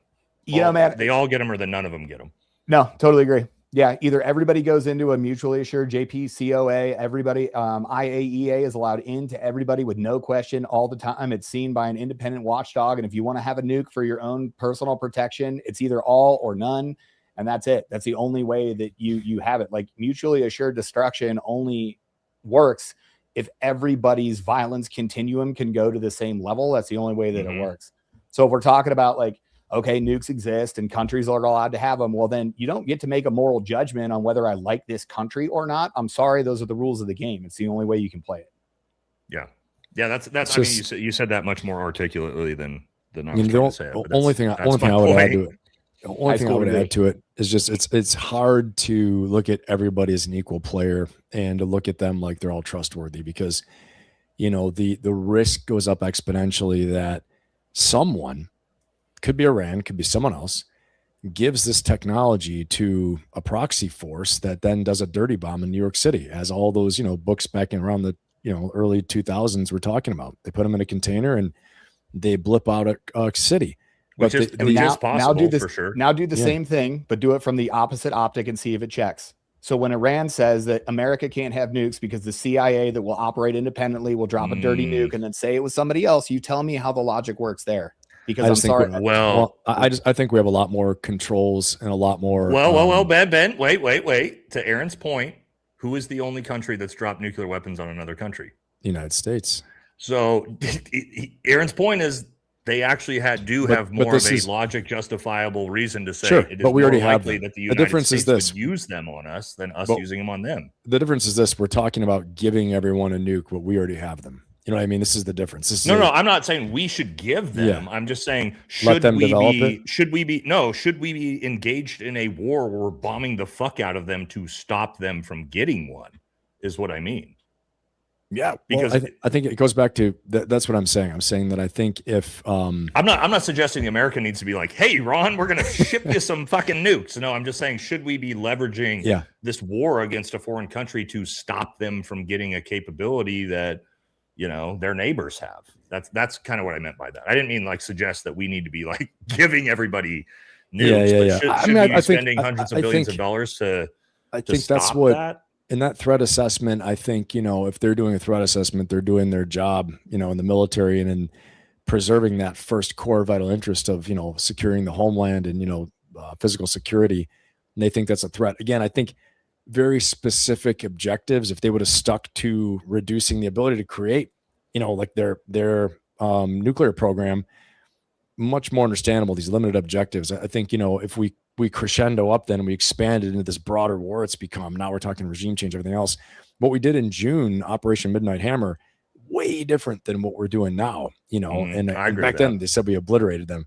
Yeah. And I was just saying, if we level the playing field, how do we do that if everybody's allowed to get it? But I think if they develop their own technologies, and we have to have a high degree of trust, because if we do see it as a threat, it's something, again, if you're wrong and we could have prevented it, you know, it's one of those things. So I don't have a good argument back of if I'm wrong. Well, it's if hard. I'm wrong, then they nuke the shit out of them and fucking 90 million people die. So, well, oh, my bad. I gotta do a I was wrong video on my YouTube channel. The argument back to that, Ben, is just a mirror. So what if we're not wrong and we've killed all these people and we've caused all this damage for somebody that isn't going to use the nuke, and they really are, like, you have to believe, even if it's a 1% belief, that Iran is, because their stated objective is like, listen, everybody in the region hates us. We're developing this nuclear weapon to protect ourselves from other aggressors. You have to take that as 1% true. So what if you're wrong? What if this culture, which we agree is different, has different motivations? Yeah. But that's why we have to have constraint. That's why we have to restraint. And I think that's one of the things that lately has been good to see, is we have had restraint. I never thought we were going to pause bombing for 2-3 months. There were a lot of people who are against it. I mean, General Mattis, you ever heard him? He's like, when you go in there, you got to go right to Tehran. What are we doing? Why are we doing this right now? We need to, as to Aaron's point in the beginning, end this thing quickly. I don't agree with that either, you know, just because this is chaos, you know, 4-star general's nickname chaos. He's telling you how you win. That's what he knows how to do. But I think to your point, Aaron, I think that's why we have to have restraint. We have to go no threat to the homeland. We don't have to go nuts. And I would like to see it end sooner rather than later. But at the same time, you know, I think we got to open the Strait of Hormuz, which is probably could lead into a whole other discussion of how do we do that. I think that's a great discussion to have, because I really do. I think with the amount of, you know, military and strategic knowledge we have on the panel, it's actually a very relevant thing to talk about, because to your point, that is the linchpin, is that if Iran didn't have the Strait of Hormuz, it's like, nothing. Yeah. Like, this is cooked, but like you're rocked, right? Like we're marching in and like hanging you up by your feet, just like we did Saddam, right? So the Strait of Hormuz is the strategic linchpin that everything, I mean, the entire global economy we see, not so much for America as much as, but I mean, we are affected by the global oil system. But like, so yeah, what does that look like? How do we open the Strait of Hormuz, get things back to normal while still being at war with Iran, when we know they have the capability? Every time they try to send a taker through, it's like, oh, here comes another, the Shaheed, whatever drone they have that just keeps fucking us up, over the $20,000 drone that, you know, is blowing up everything. Every time they try to send a new tanker through after, like, you know, Israel bombs Lebanon, it all falls apart. They try to send a tanker through, Iran blows it up. We're back to square one. How does America, we haven't been able to prove with the might of the American military that we can do anything to stop that. How do we do that? And then without spending $1 billion a day with aircraft carriers and the might of the American military for the next 20 years to actually facilitate and keep that open? Do we have any ideas on that? I don't even know if I have any ideas on that, but maybe you guys do. I'm coming out of the box. Okay. How about we just give the world free energy, and then we come off the oil economy? Jake, well, you might get us all killed even just saying that on this channel. Are you telling me you have a car that's powered by water, dude? Because you're about to get murked. Yeah, that's what I was just going to say here. Alien tech right there. Bring it out. Bro. Ooh, we got the hammer. Jake's about to bankrupt the $1 trillion oil industry. No, I mean, Jake, go with that point though. I think it's a good No, point. no, I'm just saying, like, me and Ben talked about this. I believe it was on his channel. Yeah. We're flying planes that we built in 1903. It's true. Like, we're using combustion engines that we built in 1859. Are we really sitting here thinking that we're burning oil and that's the way of the future? Like, I'm just being a realist. Like, you got to be fucking absolutely really dead in the brain to believe that our best technology was developed in 1903. And I we're love still that you using said it dead today. in the brain, because 13 scientists attached to the alternate propulsion have been murdered in the last 2 Right. years. Yeah. And the Right. last guy We that did did this it whole was going to show on testify. that. Yeah. Yeah. So Part of the UAP. listen, yeah. I mean, it sort of looks like everybody that works on this thing gets murked for even talking about it, which is sort of odd. It's crazy. Yeah. The Matt Livelsberger thing I've revisited. You know, back then I thought this was like just a dude that was, you know, suffering from Crazy PTSD, to and think then about. but then all of a sudden later we're like, oh, actually, how come to Aaron's point, 19 more scientists in the exact same science that he was supposedly involved in have been unalive? That's a great point. The thing is too, like Jake's saying, but I mean, we have now with the whole, UAP files being released and all that, we have these unacknowledged special access programs where they're hiding away all this stuff. And again, whether it's, otherworldly material, it's non-human technology, or it's just our stuff. Like Jake and I talked about last Friday, it's our stuff. And we're just have it all way in SAP after SAP, unacknowledged SAP programs, special access programs. And, like Jake made a joke. He's like, why don't we just send our spaceships over there and take care of things? But we're saving them. I don't know. I mean, there's a lot to talk about here, but I do know one thing. Let's get back to the Strait of Hormuz, reopening the Strait of Hormuz. Well, I'll tell you one thing. I'll tell you one thing.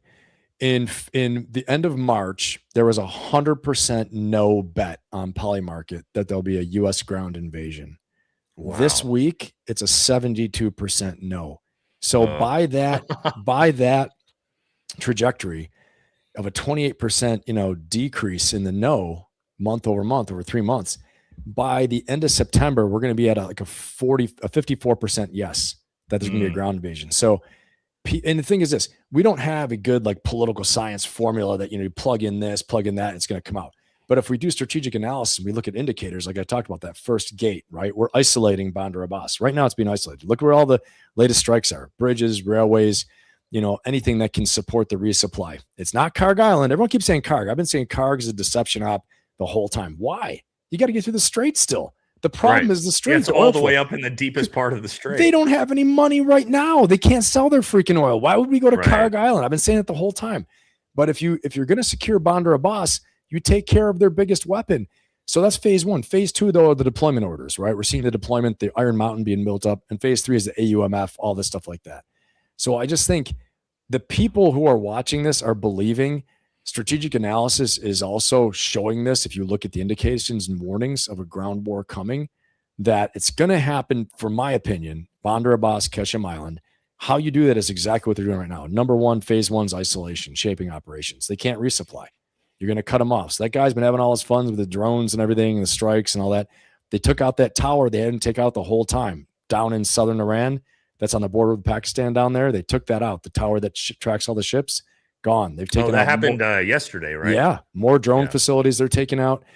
And now, so what's happening is that you start seeing people bidding. They bid 46 million now, saying that it's going to be actually going to be a ground war by January 1st, 27.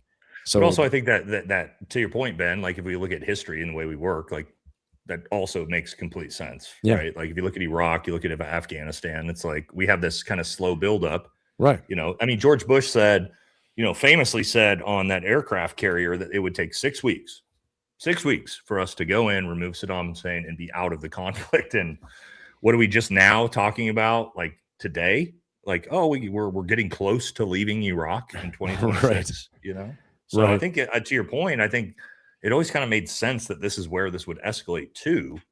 And having everything sort of fall apart at the seams and the MOU being over completely, I felt like we were like, I had a lot of, maybe it was, optimism I shouldn't have had. Like, oh, maybe we're going to actually do this and get out of it, even though it's not great for the United States when it comes to, the actual MOU. But now, when you just throw that out the window and we're back to a full scale bombing campaign, what's the natural escalation look But like? I'll just say one more point though that is kind of tough. We're in a tough spot, which is why, again, the calculus for why we went into this in the first place, in my opinion, is very flawed for what we're doing. The strategy overall, the objectives, the strategy. No one ever said, look, boss, here's what it is. The assumptions were off. We all know that. Everyone watching, you all know that. The assumption that we're going to do this, cut the head off the snake, they're going to capitulate, the regime's going to change, or they're going to say, we're going to play nice, please don't hurt us anymore. We had a bad assumption because here's the thing.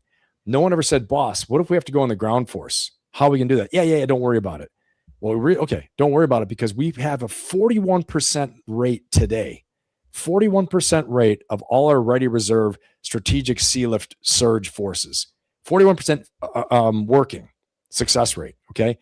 We might not even be able to do it if we want to right now. We're going to have to get all these commercial shipping containers to take our M1 Abrams over, all our stuff over. They've been failing. The Military Sea Lift Command director said this Operation Epic Fury has been a PhD course in logistics because we didn't realize we've let our whole ready reserve strategic sea lift surge force, all these 45-plus-year-old ships, just degrade to where they don't work.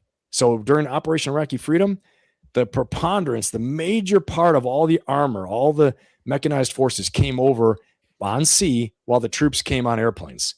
So you did see a lot of people, because people in the chat might be like, well, at OAF, we came over on an airplane. Yeah, you did, but your stuff didn't. You know, your trucks, your armor, your mechanized stuff, all your food, all your water, the pallets all came by sea. So I don't even know if we can do it now, Nate. That's the only thing. Wow. So Iran, you didn't hear that, damn it. We can do it plenty good. We're good. Don't let you're on here this with is Ben. a joke. We're good. We're plenty good. Don't let you're on here with Ben. Just described. I want to remind everybody of what we did in Germany because I've been watching the World War II tales. Red Ball Express was moving more ammo and fuel in one day than the Germans were moving in a month.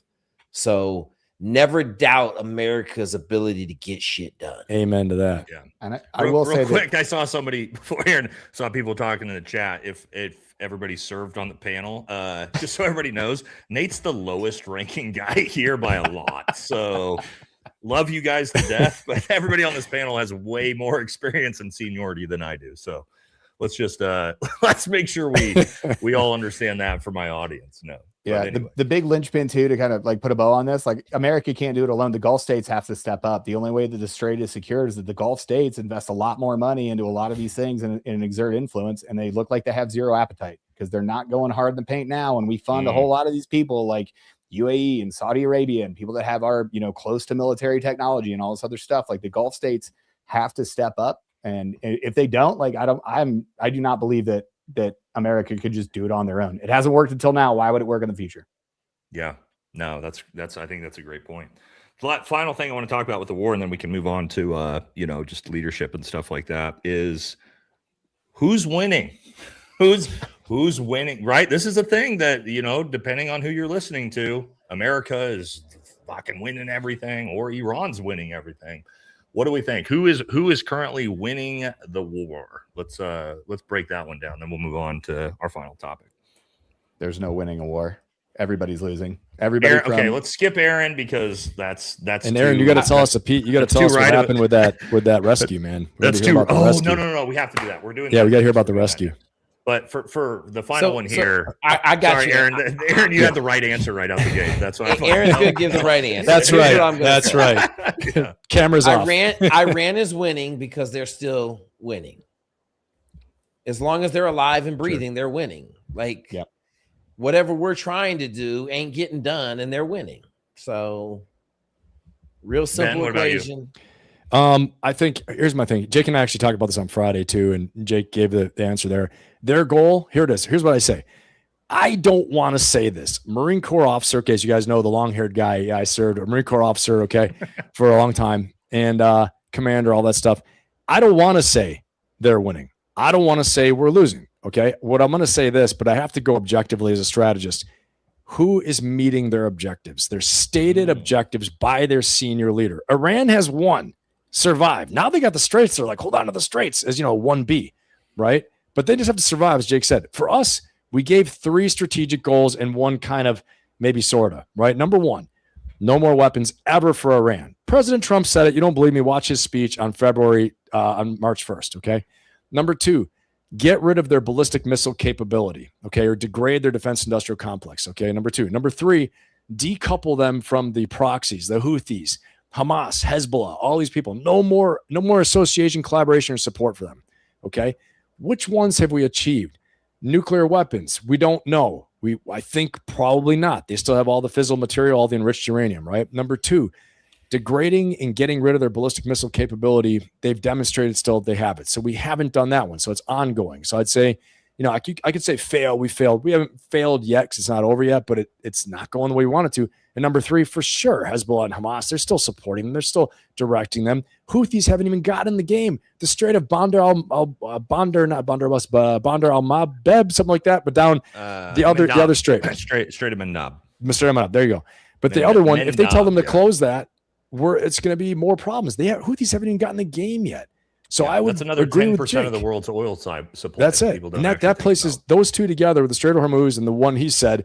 I keep messing up that name. Strait of Mandab. There it is. 37%.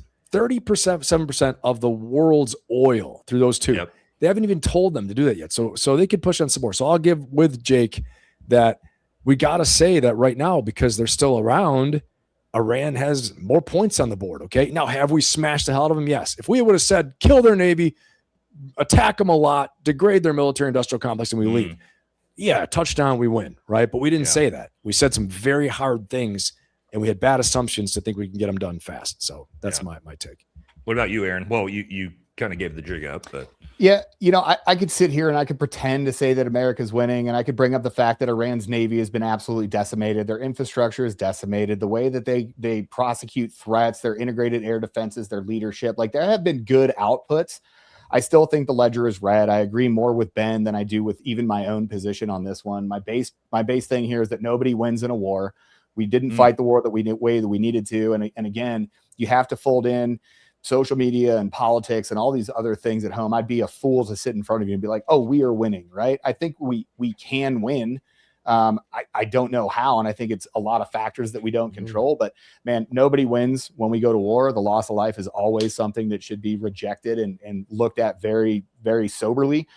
So there's no way in the world that with intellectual honesty, I could say that we are winning. Like Iran's goal, to Jake's point, is just to survive. If they survive, all they have to do is go, oh, America is the hegemonic superpower, the gorilla in the room. Well, we're still here. We're still lobbing these drones at your boats. We're still closing the strait every 3 days. We're still dog walking you in negotiations and saying we're going to do one thing only to do another.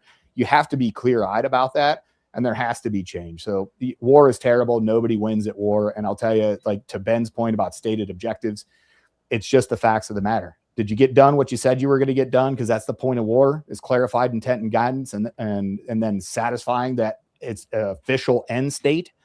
We're not there. So I don't know how we get there.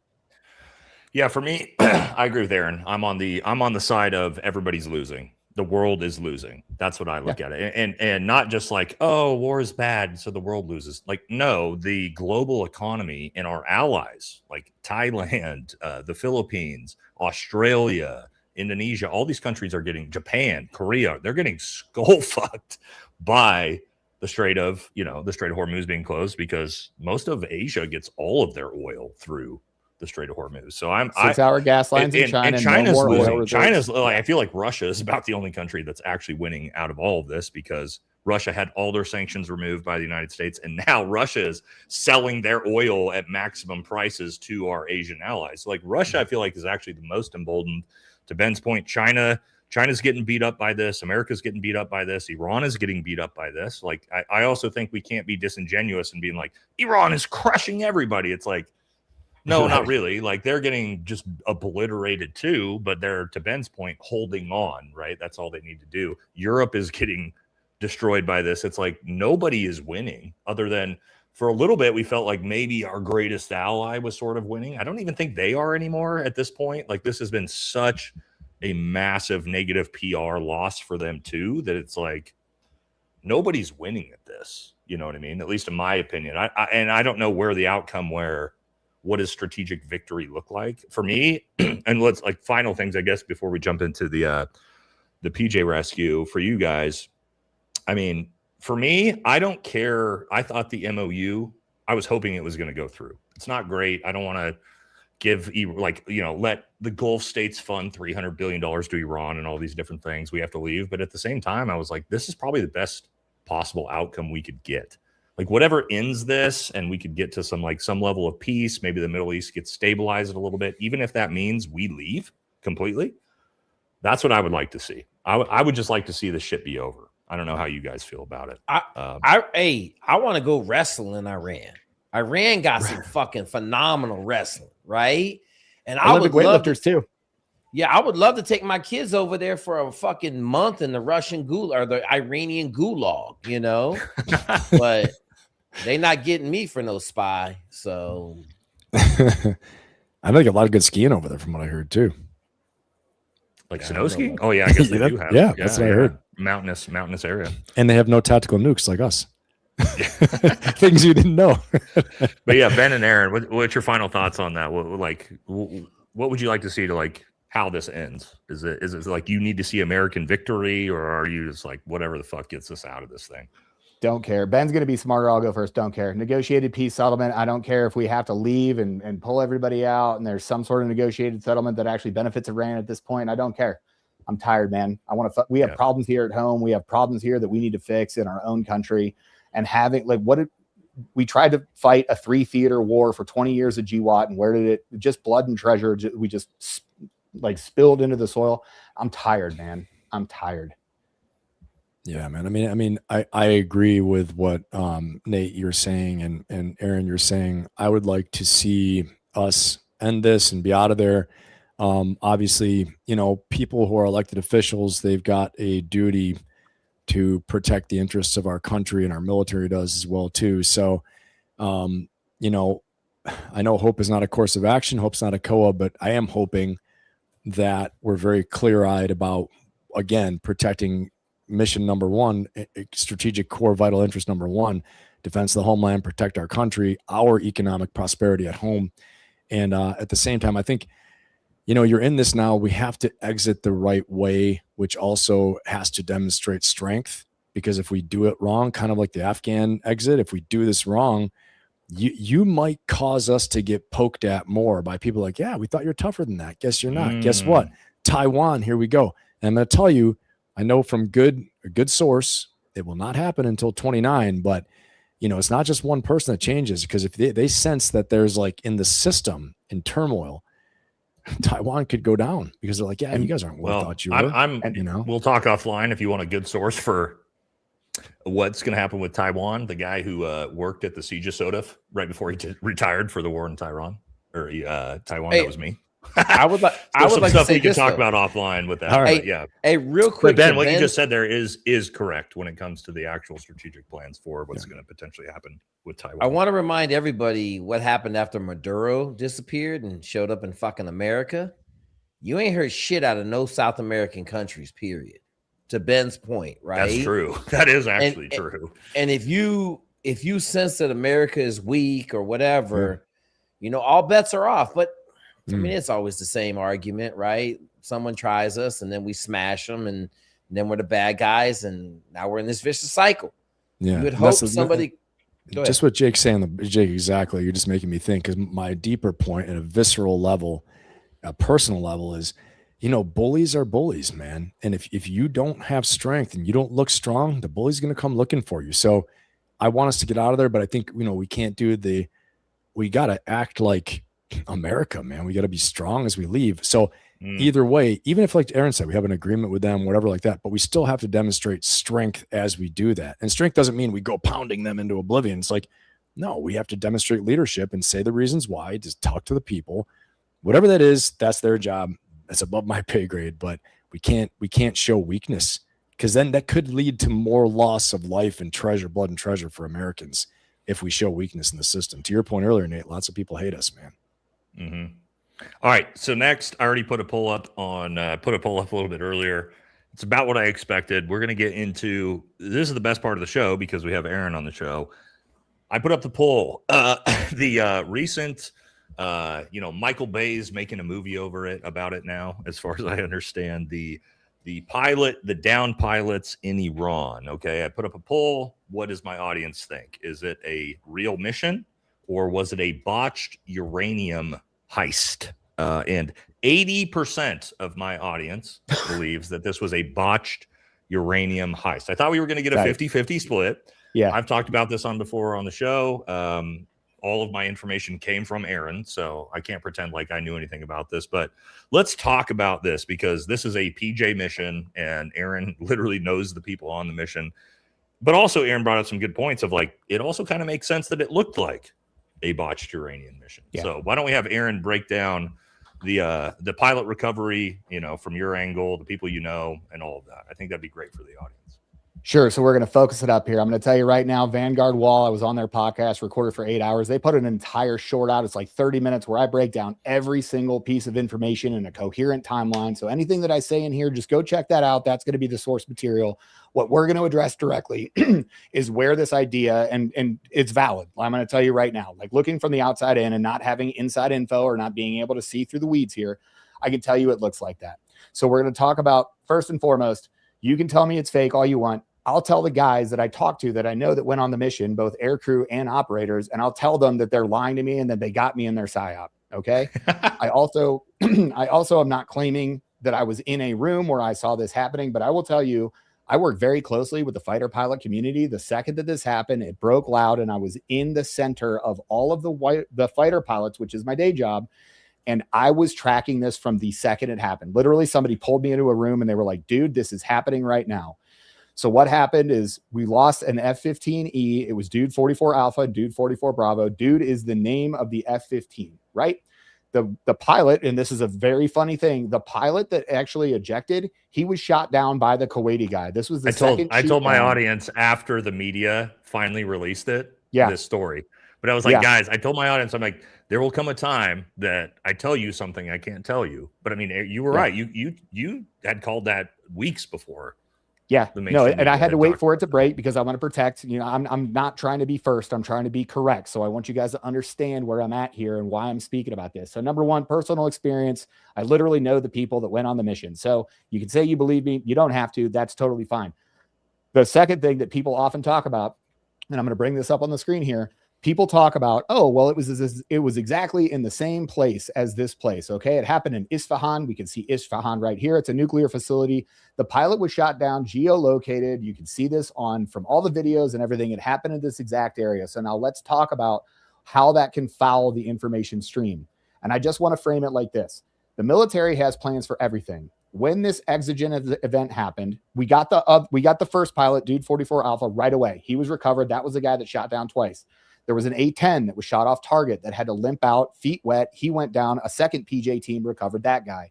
The misinformation started when we said, we got him, we don't got him, we got him, we don't got him. It's because we didn't put out, the Department of War specifically put out, hey, we know where all the jets are.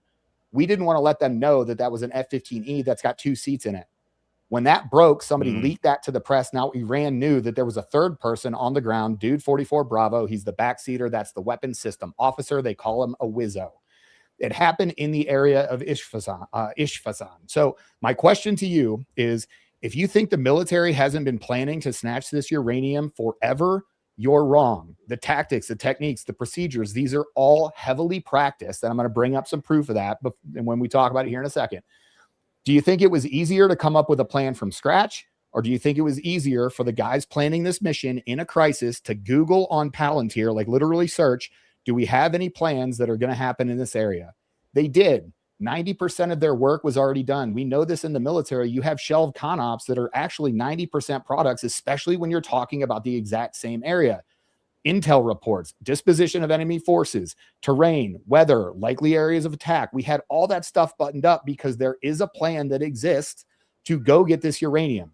All they had to do was replace the target. Aaron, that's very important for people to understand what you just said. There is and was a plan for exactly what the conspiracy is. There still is. They might still go do it. But in this case, 90% plan in a crisis was already done. We knew how we were going to get there. We knew the tactics, techniques, and procedures to use. All we had to do was take uranium out of the 5th phase of execution, and we just put a person in it, and now we changed the geographic location just a little bit. It was largely the same plan. So I get it. You're like, no, this is a uranium facility. No, there's a plan for that, but we used that playbook to go get after Right. this dude. Now, what I'll tell you here is that we have been doing this in the pararescue community forever. This was on open source information. I just saw a comment that said, "There's no runway, Aaron." So I think Oh, we need to. oh, okay. So I love it. But I no, love but I it. mean, this is important because I didn't know these things that you guys even do. And as a Green Beret, when you showed me this, I was like, "Holy shit! I didn't know you guys did this." Because when you Everybody hear this, thinks that- I always like, "Yeah, there's what the fuck? This doesn't make sense." But everybody you're right, thinks that like you guys do exactly this. combat controllers, number one thing, they are not JTACs, is their number one thing. You know what they're there to do? To make runways out of places that runways don't exist. That's their whole job, to set up runways and control aircraft like an air traffic controller where it doesn't exist. This is 2023. This is the 123rd Special Tactics Unit. Here's a picture of them landing on something that isn't a runway, taking off little birds and landing A-10s next to it for forward air and arming refueling points. And here's the AC-130 taking off. And oh, look. I mean, look at that. Yeah, there's the little birds on the that- aircraft. Aaron, You know, it'd be really crazy is if they went all the way through inserting operators to go get a Wow. guy and then getting them and then, I don't know, bringing them back, which is exactly what we did Yeah. in 2023. These tactics, techniques, and procedures already existed. We've been doing it 4 years. Just because you're not just aware some of color it. commentary on that too. You bring back a memory, but I was down in Sicily when the whole thing went down in Libya, and a package came down like that, and the stuff they unload from those birds is unbelievable, man. You know, they have like Those birds, drones, all kinds of stuff. So I think that's one of those things, Aaron. It's like, why was Aaron Love the guy on Fox News trying to explain this to America, like that this is a real thing? he's the guy. The government's like, yeah, this happened, and they don't tell us anything. And people are like, yeah, fuck yeah, right. Even I was like, this didn't fucking happen until Aaron was like, no, brother, like, look, here's us literally loading little birds on the back of an MC-130 and flying them in, and you're like, oh, okay, well, this is And what by you the guys way, do. This was 46, and then people are like, oh, it wasn't a runway. I will tell you from firsthand information, there were people in that room that were like, you can't land the C-130s there. They're going to get stuck. And they were right. willing That's a good point. That's what a lot of people don't understand too, of like, no, you guys obviously, like, this was obviously a botched mission because you had to demo the aircraft. But those same people said, Strait of Hormuz, they'll never close it. No, I'm just kidding. Right. Yeah. Fair point. Now listen, but explain that part of it, Aaron, because I think a lot of us, even me, I was like, well, what the fuck? They were like, why did you get these MC-130s stuck? Like, you know what I mean? Well, it's historically relevant. If you go back to Operation Eagle Claw 46 years beforehand, what happened? We had somewhere deep in Iran that we couldn't just fly into. We had to fly fixed wing aircraft. We had to land them in the middle of the desert and then get the helicopters there. And that led to the creation of JSOC, right? True. It's crazy to see this thing happen again. So they took the C-130s in, and despite, I know for a fact, there were some Air Force dudes that were like, listen, this runway, this area that you picked, it ain't going to be good. And they were like, listen, we have to rescue this guy. We're going to do it anyway. They unloaded those little birds. Epic firefight. I go all through it in the 30-minute podcast on the 30-minute section of the Vanguard Wall podcast. You can go in and talk about how crazy that was. We drew a box around this entire area. And if you were a military age male, you got the fucking work for going anywhere near that box for almost 18 straight hours. Those guys killed a ton of people, right? They get the birds out, they go get the dude. And this timeline reporting is when they figure out that the C-130s are just stuck like Chuck. The little bit, they're like, well, why don't they fly the little birds out? Because it was a 7-hour flight in a C-130 in. The little birds didn't have the legs to get out. So the only thing that they could do would be to fly to the next PR event. So they were like, listen, we are stuck here. I will tell you, and the people are like, oh, well, we would never blow planes in place. Let me tell you about a story about my career. Every single time I've deployed, I carried 3 thermite grenades in my bag, because if I was cutting somebody out of an aircraft, the last thing I did is I would physically destroy that aircraft with a thermite grenade so that our enemy couldn't get it. If I couldn't destroy it, it was our TTP to have our controller call in fires on that thing to blow it up to very little pieces. We do this all the time. It's not unheard of. This entire thing was saved by 3 special operations aircraft. They're called short takeoff and landing aircraft. They're like a CASA. They can take off from your backyard. They were saved by these 3, and there's videos of these aircraft bombing at like 100 feet, just getting to them. They shoved everybody on board. They cleared. They blew the aircraft in place. So I tell you, please go look at the other video to get the whole story. But what I would ask you, is it more reasonable to believe that the military plans for everything. We have plans that we're going to dust off that we can make happen right away, that we're flexible enough to change certain things about that plan, that we have special operations forces that are trained the best in the world. The people that did this were from looking at the RSVPs for this mission. It was every single tier 1 unit with the Air Force taking lead because we're the DOW's preference for personnel recovery and high risk rescue. You're telling me that the men weren't good enough, our planning wasn't good enough, our equipment wasn't good enough, and this was a psyop in order to cover up a fake nuclear recovery mission? I can tell you, I knew that Iran never. For me, Aaron, the big thing for me was like, I tried to explain to my audience. I'm like, you don't think Iran would have blasted this to the world? Oh, that they yeah, fucking, for sure. That they There's no shut doubt. down. There's no doubt. They shut down a JSOC operation There's to no take doubt. out their uranium, and they stopped it. Yeah. And they would were have been just like, sending nah, imagery. They would have been sending bullet holes, imagery. Everything. Iran is kind of like the PR goats, guys. Yeah. We know that with the Lego. They are Lego amazing at this. Lego Wars. And Iran just decided, just for like the most amazing PR thing they could ever do, that they were just like, no, we're not going to talk. Aaron, but let me ask you on a personal level, like what's going through your mind for something at this level with PR? And I mean, it's like, different for when you're an assaulter, right? You're in an assault team, hunter killer team, whatever.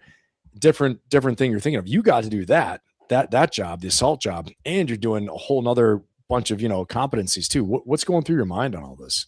Fuck it, send us. I said it on Fox News, brother. PJs are a different breed. It's not that we're better. It's that every single person there, and we have a wide range of people that are pararescuemen. There's some people that are like, they just want to get in and do medicine and help people. We really have like soft tooth, sort of like leaf eater sort of dudes that are like, by day, they're like hippies and stuff. They just want to climb and shoot, and it's cool, but they're like, ew, warfare icky kind of stuff. Like, we have those dudes, and we have absolute savages that just want to kill people, and then like saving people as a benefit.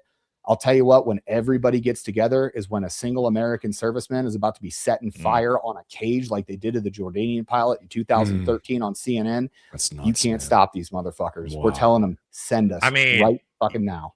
Dude, Aaron, I think maybe like non-veterans, and soldiers don't really understand that. But I remember we had an operation in Khazaruzgan, Camp Anaconda, where Tim Kennedy said it was being overrun, was actually being overrun in 2018. Our partner force had been getting fucked up for like 2 weeks, tons of dead casualties. They couldn't get anybody out, and they asked us, they were like, hey, last minute, can you guys come in and try to basically sweep out the Taliban that were almost overrunning the base? And I remember for us, it was outside of the med rings, right? So we had to get like trauma surgeons pre-placed. We had to get like basically like presidential approval, like to manage the risk of going into an area that nobody had been in. And dude, I remember that came down, and our entire team, every single dude was like, absolutely, send us now. And that was for Afghan counterparts that were being overrun. That wasn't even for American soldiers. And every single one of us was like, send us right now.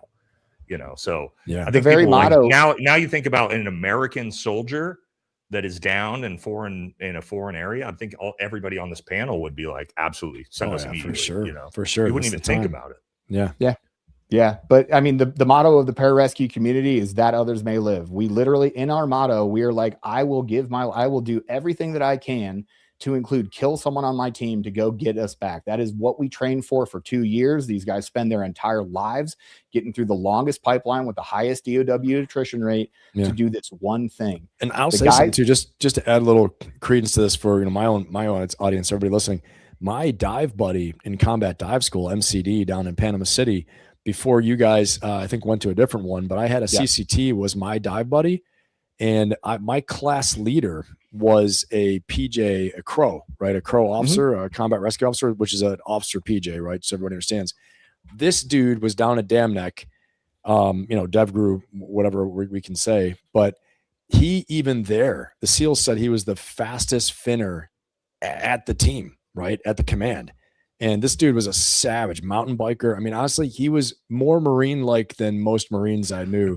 And this is my introduction to like Air Force Special Ops guys. I was like, my guy was a badass. We were great. Usually I could smoke people in finning. I was like, we were underwater. I'm like, damn, dude, I'm getting smoked right now.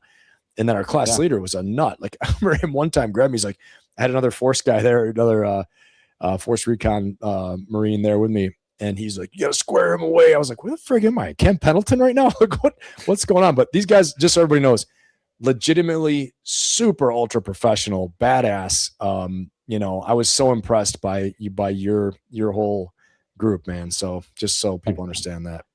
Yeah, and I'll tell you, like, listen, man, just looking at this event, if you just zoom out, recovering the first pilot that punched out Dude 44 Alpha, that was in Iran with air, like people said that we could never fly in there because of IADS. You can't fly a fat C-130 and 2 slow 60s. My boys from New York did it. They got shot off target. Everybody took shrapnel. They still did it. Then the second pilot went down, that A-10 that went down in feet wet. They got that guy too. And it would have been, these 2 rescues would have been in the top 5 of all PJ rescues in history, which 3,000 saves in Vietnam, Hurricane Katrina, all these other things. Captain Phillips, the first guy to touch him, was a PJ. Black Hawk Down, the medic on the ground, Tim Wilkinson, won the Air Force Cross. He was a PJ. Scotty Fales, PJ. Jason Cunningham, Robert Ridge, PJ. All of these heroes. This would have went down, just those 2 rescues alone from the initial event. Then they added the third one. And then this is probably new to your audience. I'll tell you straight up about, you remember the drone that picked up the Apache pilots? And they said, No, they didn't. The drone never got close to him because it was a drone. They couldn't pick him up. They couldn't climb up on it. So PJs hoisted into mine-infested waters, picked them up, and brought those Apache boys back. Wow. Those were 4 rescues no in the idea. last 2 months. I hadn't heard that at all. I hadn't either. 100%. Wow, 100%. And listen, it's a good psyop. We have drones that can pick pilots up. That's cool. Let the enemy believe that. CIA ghost murmur, tight. Let the enemy believe that. Discombobulator, we can do something to make you throw up like we saw in Venezuela. Great. Let them believe that. But when the rubber meets the road, these PJs will literally sacrifice their lives to save somebody. And we just went 4 for 4. So suck it, nerds. Sucks to suck. Yeah, damn it. That's what I was going to say right there. You took my line. Aaron, I got a question for you. What's up? Why was all of tier 1 there? Because normally all of tier 1 doesn't work together, correct? Because of the Rescue, well, right? so that's a good misnomer. question. That's a good question. Yeah. Yeah, so that's a Aaron, misnomer. you had told me about this before, but Yeah. So basically, I mean, honestly, just put yourself in that situation. Like when this thing popped off, if you think every swinging dick operator wasn't fighting to get on this mission to go get our boy back, you're wrong. It was still led by the Air Force. For those of you out there, the Air Force has a tier 1 unit. It's called the AFSOC, Geographically Separated Unit. Since that unit stood up, we have had a PJ on every single green and blue, if you're allowed to call them that anymore. Every Army and every Navy team. PJs and combat controllers work, live, eat, breathe, deploy with those guys on rotation in perpetuity. we had them attached. I had them attached to my ODA. And Aaron, when you said that right now, there's, some group in Iran, like he just turned the TV. He's like, boss, we found them. We know who they are now. Yeah, right. He revealed it to us. Good job. Yeah. Good work. Yeah. But I mean, honestly, just take a step back and take yourself out of conspiratorial range and pretend you're a special operator at the top of his game. Are you not trying to get on that helicopter? Are you not trying to get on that C-130? I was trying to get on. They didn't let me on. Brother? Yeah.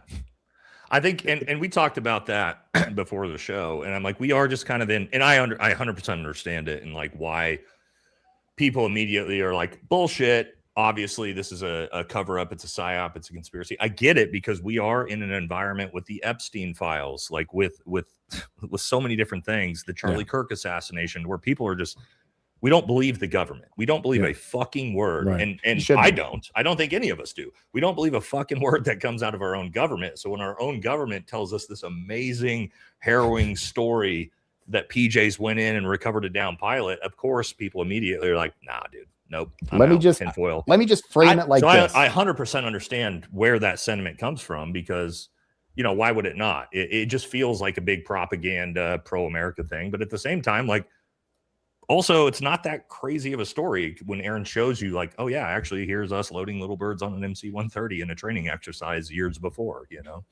Let me break it down like this. Hey, everybody in the chat, I'm going to pitch you a movie. On Good Friday, a highly religious man that's been in the Air Force for 20 years, a full bird colonel, lands, and the first thing that he hits on his radio is God is good, enemy 3K to the north, I'm moving. For 2 days, everybody was assumed that he was dead. We didn't know where he was. We couldn't find him. Then on Easter morning, literal angels, people that have this tattoo that's the mark of our career field, show up, and he came out of a rocky outcropping alive, and he was resurrected on Easter Day. Would people you go bullshit? Doesn't get any better. That's not helping our case. Script. That's not helping our case now. That's hurting us. I wouldn't believe it. But I want to say this too. People don't realize until you've been around it and you've seen what our military can do. Like, you know, it is nuts. But I mean, especially special operations forces at this level, the tip of the tip, the best of the best people and assets and everything. I mean, it is honestly, it's so impressive, and it's you know, it sets you back. It's humbling. You're like, oh my God, I can't even believe this. So I just think real. it's awesome that we're not going to have to wait 11 years to get a good movie out of it. Like we'll be able to go to the movie, and Aaron will be at the premiere, so maybe we. Well, can they better sneak in have. with They Aaron. better Aaron's have going to some be playing the main guy. He's going to be running around. No. Yeah, Hey, you know actually, what? that would be great. We'll be his Hey, I'm out of PST. work, Aaron. I'm out of work. I need a role. So does Jake. Just put the good work in word and for I'm gonna us. have Ready. Ben play me because he's better looking. That's what I'm gonna do. Jake, you could be the bad guy. You come in. I'm gonna kill I'm him. all in the bad guy, man. Yeah, I'll be that Iranian it's one of my bad guy. favorite stories. Ben, Clint Eastwood- Ben, hold on. We're gonna make the Jewish guy the bad guy of the movie. Really? Wow, That's where you you're know, gonna go with this immediately. 2026. You had to make the Jewish guy the antagonist. Is that what we're doing? I know it's messed up. What am I doing? Wait, real Guys. quick, totally out of left field, but hey, Jake, tell us a time when Clint Eastwood wanted you to play like that bad guy in that movie, and he's like the biggest psycho. Go ahead, Aaron. It's total gotta tangent, pause. but Guys, I got 2 toddlers and a wife that's fighting in the trenches. I hate to drop this bomb to leave you guys go with it. I do have a hard You're good. on. You're good, brother. Hey, I gotta Aaron, go. Aaron, I We've been want to say going for thank 2 you. hours. I so. want to say thank you for that fire ass like description, and then Yeah. I just want to say thank you for the inside information because it's good to know what happened. yeah, man, for Yeah. sure. Yeah. I know my audience was excited about it. I Yeah. love the pararescue community, man. I can't talk about how well they've done. You have guys that train for 2 years and give up their whole lives with the expectation that they're going to go on a suicide mission, and we still have people that say, send me. I can't believe that we do that. I can't believe how we find these people. I can't believe that people like that still exist, but they do. And it's really the most righteous mission set inside of the entire American military, but it speaks to who we are as Americans. We will glass your entire country. We will kill our own planes, and we will risk our own lives knowing we might die to get one person. That's why we're different than everybody else in the world. And that's what pararescue is. If you want to learn about pararescue, come over to onesready.com. You can go over and check me out over at Aaron Loves America. I love y'all. In the pinned Thanks for comment setting this is up. Aaron's channel right here. So make sure you guys go subscribe and follow. I'm going to send my Thank you son to all. one of your camps, Aaron. I already told him. I said, you're going there. You're going to learn. You're going to get August worked over. 13 and 14, San Diego, September 12 and 13 in Pennsylvania. And then we're looking at another one out here in Vegas. You hit me up. He comes for free. I love y'all. I'm going to go take care of these kids. Hey, man, Change you're one of those diapers, my dudes. dude. Change diapers. See you, brother. It's my life. See you, All right. brother. All right, I think we were going to get into advice and things like that, but I mean, this took us over 2 hours already. Do we want to just hit super chats, and we can just? I mean, honestly, kind of feel like we should make this like revamp this and make this like a new weekly sentiment now that we're back to it. Yeah, we got man. a war going on. We kind of got all Sounds this stuff perfect. going on. We should, I know my audience is stoked about this one, but for then we don't have to spend 5 hours on the stream tonight. This one, the war stuff went 2 hours. Do we want to just hit super chats and we can That works for head me. out after that? You've been going long on Fridays, correct? My Friday show is usually around like 2.5, 3 hours. So that's Gotcha. like the average. My Gotcha. Tuesday show can be around 4 hours because it's like a weekly current events, politics, and then Fridays for me are normally like close to around 3 hours. I know which, Ben's is long. Ben's yeah. is long on We Fridays. we go bonkers on there though too. Yeah. It's a good time. and Ben has sound effects. I I on got sound Ben's effects, podcast. man. oh, Ben- I don't even have a sound effect. Nate, you should have Listen, seen Nate. when Bobby was rolling. Bobby, we love you, man. And when Bobby was rolling, and I started playing this country music, and he's like, "Man, son of a bitch!" He's yelling at me. Ben's shit is like a fest, like a rave. I know you know about raves, Nate. Hell That's yeah. how Ben's Nate like, knows it's a live DJ. rave. Yeah, well, It's I used crazy. to. Yeah, it's been years. Yeah. All right, let's do this. We can. Let's do all it. three of us. Let's all right. Let's run through some questions here. I know. I still don't know how to do that. I got to figure out how you bring these things up on the board. So, man. so if you look, StreamYard's really cool. We can all see this. So if you go to on the right side, you see where it says live, and you see where it says starred on your comment section there. With everybody off to the right of us. Okay. To the right, we don't have it. Yeah, we don't have the studio scene. Can you see can see- comments? Oh, I see starred. Yes, I see You- it. I Oh, see here it. we go. starred, Okay, got click it, got it. that. Yep. You see how you see now all the super chats lined up? Yep, Oh, yep. This is why this is one of the reasons why StreamYards is awesome. Is it logs man, dude, all this of your is super fancy. every now. super chat is logged, and this is across. So all of these super chats are across all of our channels, and they're all in one place. So this is why Nice. StreamYard's really cool for like collaborative work. Okay. Is that like all of our audience can like be here, and all of our audience, like when I pull this up here, all of our audiences can see everybody's comments and everybody's super chats. I have a Yeah, super yeah. chat question for you guys. Are you guys streaming in 4K, both of you right now, or no? I usually do 1080p. Me too. Yeah. Okay. Yeah, it's 4K is. It's I too don't know. much. You get messed up. You don't know what he said? Because I don't Nate taught me the ways of the force before with the cable. I got all my stuff. Yeah, And then I started doing it. And then it was like always like, I'd freeze. And I know this. 4K is rolling- like 4K is more your internet. You know what I mean? You have Okay. to have like crazy fiber optic. To, Yeah, like, yeah, really yeah. push the I'm limits of it. running 8G. I'm on Yeah, 8G. so well, you're the clearest out of the three of us, so Yeah. that makes sense. All right, let's do this. Let's hit our questions here. Don says, VFT, I sent you Instagram messages last night. I sent an indecipherable super chat, then I sent a super chat in brevity unread. Sorry about that last night. Directly related on tonight's topic. Fact checked, share, no credit. Well, look, brother, last night I was streaming with my buddy JD Delay, and you guys were putting in super chats faster than we could read them. And after it was like 1 a.m. We had to sometimes we have that's to a call long it, stream, brother. You are holy So- cow. Hey, him and JD. But we rolling. appreciate it, man. Yeah, we Yeah. appreciate it. But sometimes, guys, it's like you guys are so generous. I can't keep up. Didi says, bring up Lioness finale ending and how it's very reminiscent of the Iran rescue. Much love to the community. Lioness finale ending? Is that a show? Last, Have you guys the seen last I didn't see Lioness. it. Yeah, I didn't see it. The Taylor last Lioness? Sheridan. It's CIA, or it's pretty cool. It's pretty cool.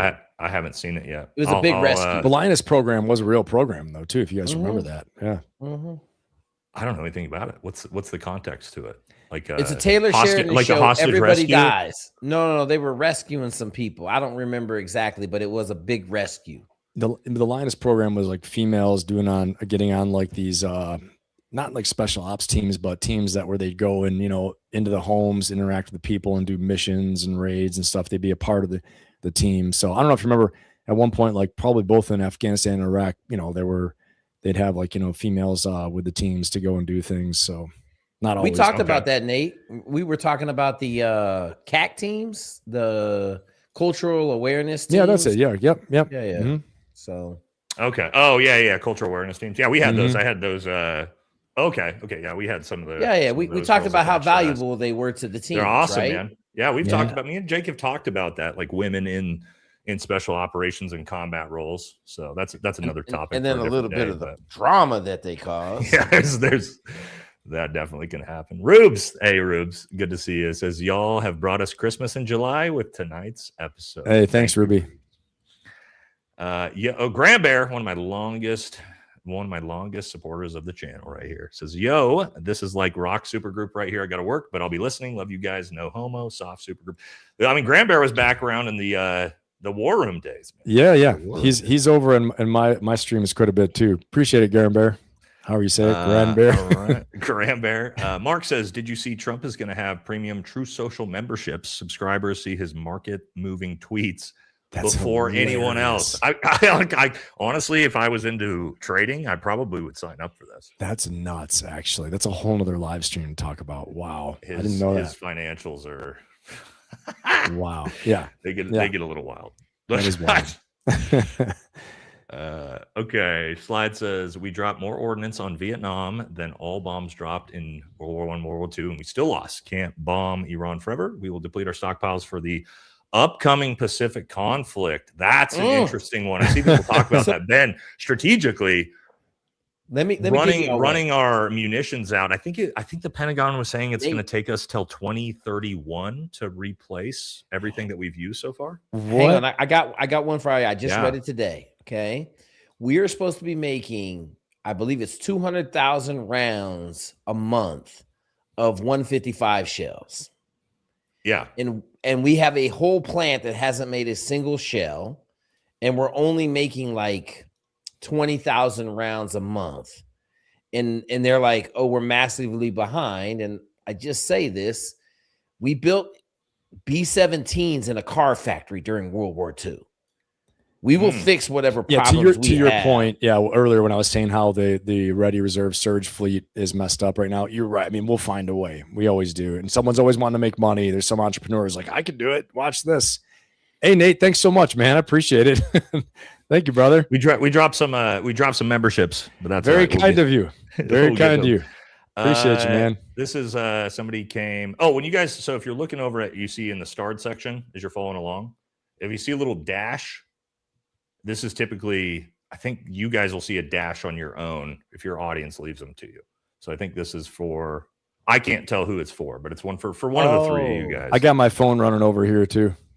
So, all right. Mark says, do you see Trump? Oh, we did this one already. Yeah. Okay. What is your guys' takes on the capture of Maduro? Okay. You want me to give mine real quick? Yeah. I think from a military operation standpoint, it was like one of the most badass things the American military has ever facilitated. Do I approve it strategically? I don't know. I'm not really a big fan of us like kidnapping some foreign nation's leader for no reason other than like, it sounds like maybe the reason why he kidnapped him is to get to Maduro to say that the 2020 election was stolen by Venezuela and then he's going to pardon him for saying that. There's a lot of like weird stuff going on with that. But like militarily, it was badass. As for like strategically, I don't know. It seemed fucking whatever. But I don't know. Your guys' thoughts? I'm pretty much right on board with Nate on that. I mean, I think, it's hard for me to be like, yes, I'm all for it. I like it. I mean, it was a militarily unbelievable, amazing.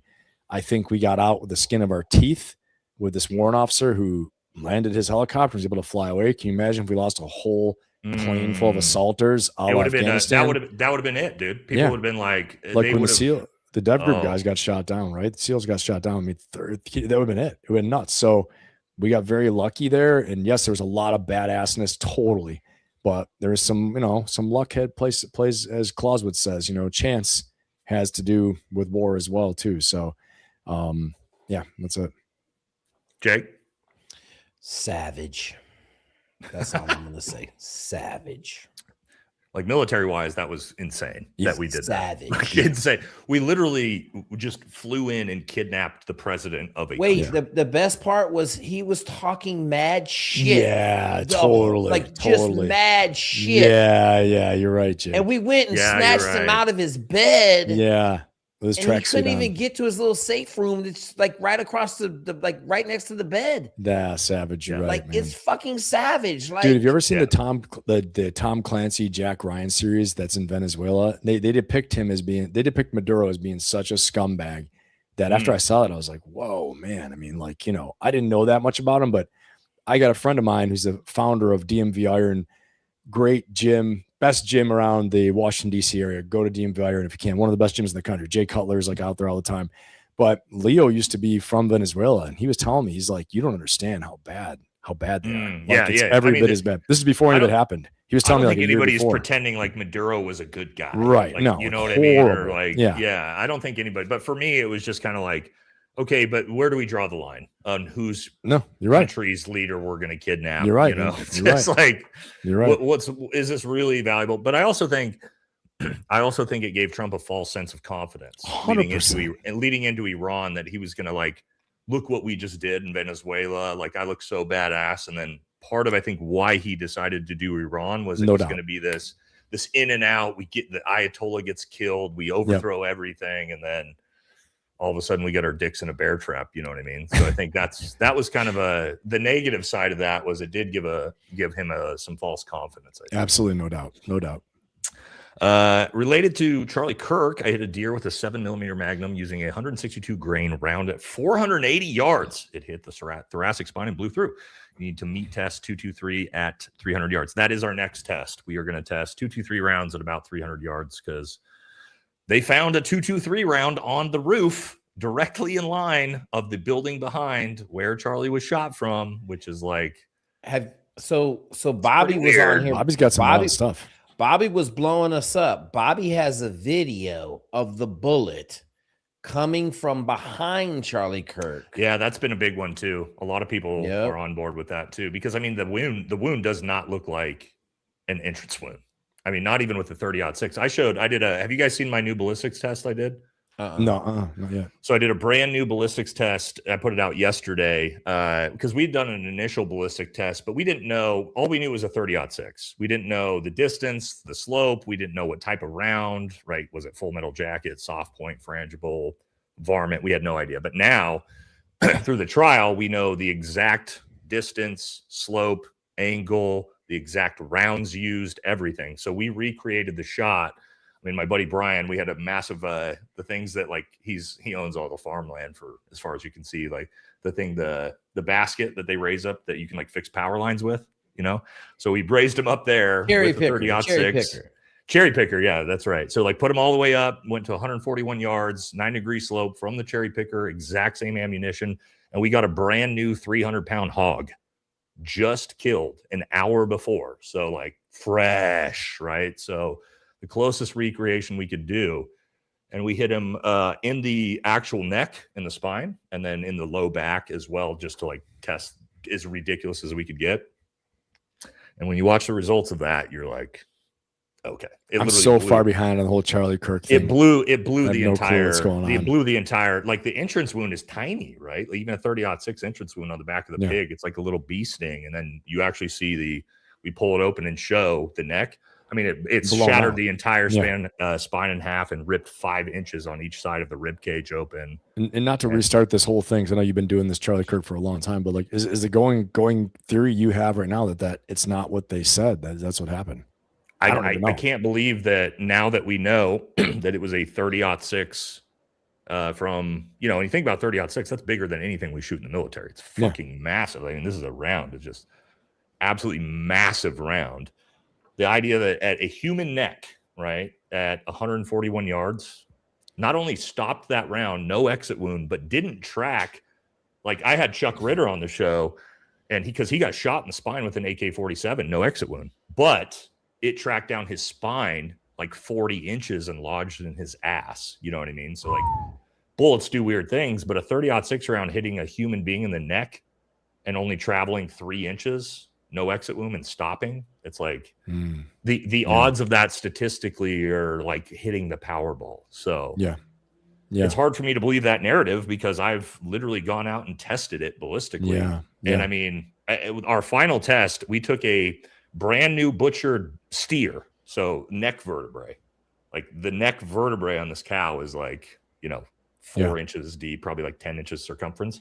We then wrapped 10 inches of sheep meat and shoulder blade to the cow vertebrae. It was as wide as me, all dense, just butchered today animal bone, plus all that meat.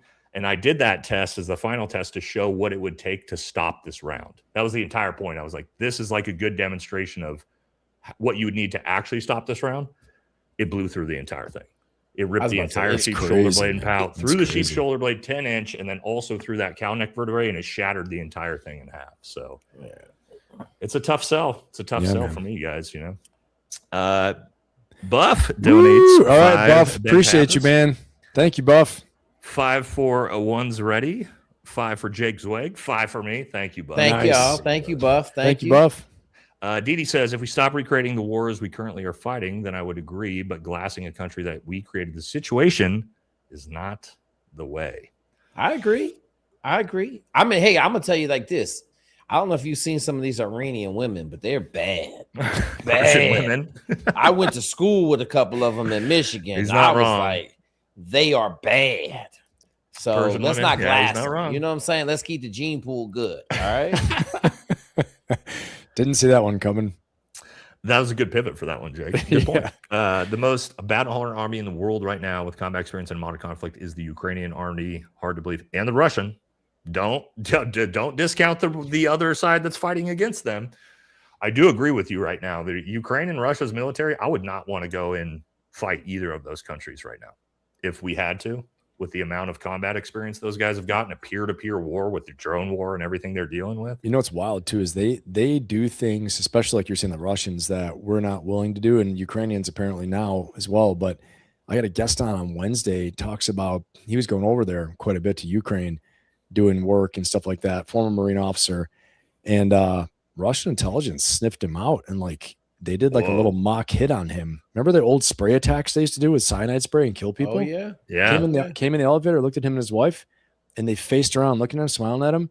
The door opens for his floor. They like pulls out aerosol thing, goes right in his face. A little spray bottle right in their faces and leaves, letting them know I can hit you anytime you want. And they were like, what? And like, wait, where were they at? Where were they at, man? In Warsaw, Poland. Just came out of Ukraine. Yep. And just as like we know who the fuck yes, you are. yeah, and then Like, another take Marine your ass officer, back to general. America and be quiet. Yeah. So you know the whole Lindsey whoa. Graham thing. We talked about it, and I was like, "What do Yeah. you think?" He's like, "Foul play," and he talked about the general, retired Marine general that was with him doing the stuff. Came back just like Graham, coming back from Ukraine, died. 2 days later, they put out a state media post in Russia saying he was killed on the front of Ukraine by a Russian mortar attack. That's their way of saying we got him. Crazy stuff, man. Wow. Yeah. Dude, that's Yeah. crazy. Oh, yeah. No, thank you. No, 100%. Letting you know we could do it anytime. Yeah. Nothing you can do about it. You know? Wow.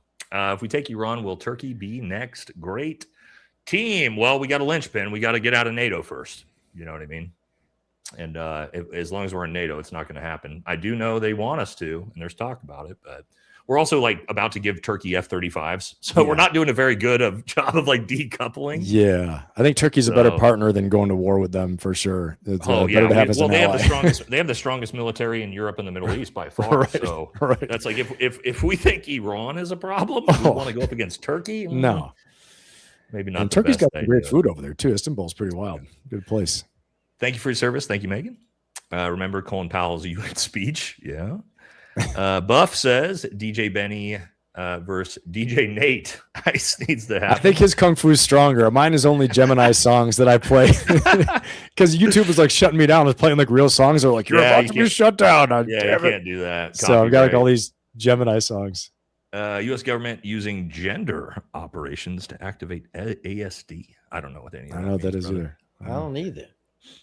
Any Iranian leader whose movement patterns were more predictable than in elementary school obviously wasn't trying very hard. Anyway, just thought Omar former SF medic 7th group in the 80s. Well, the oppressive Lee Bear to you, brother. Hell yeah. Thank you very much. Very, very generous. This is for one of you guys from Marubes. I don't know who. I don't know. Can you guys see? It should show a dash. Could be for Aaron too.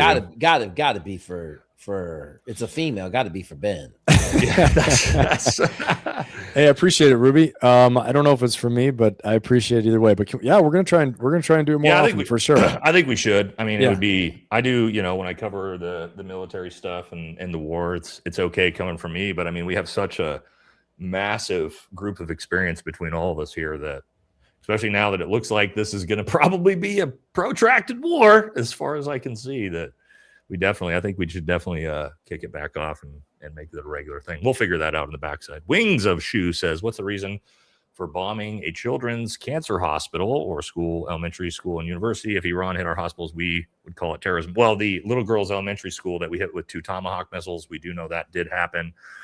I think it's gross, but at the same time, I don't know if we were fed that intel from a specific someone, if this was a Claude AI thing that they did. I don't know. I mean, that's kind of it's horrible though. I don't think it was intentional. Not intentional. I don't think. I mean, I would whether bet, it was or wasn't. I mean, it's horrible, right? Like anybody who tries to say this is a good thing that we killed 200 little girls, it's not.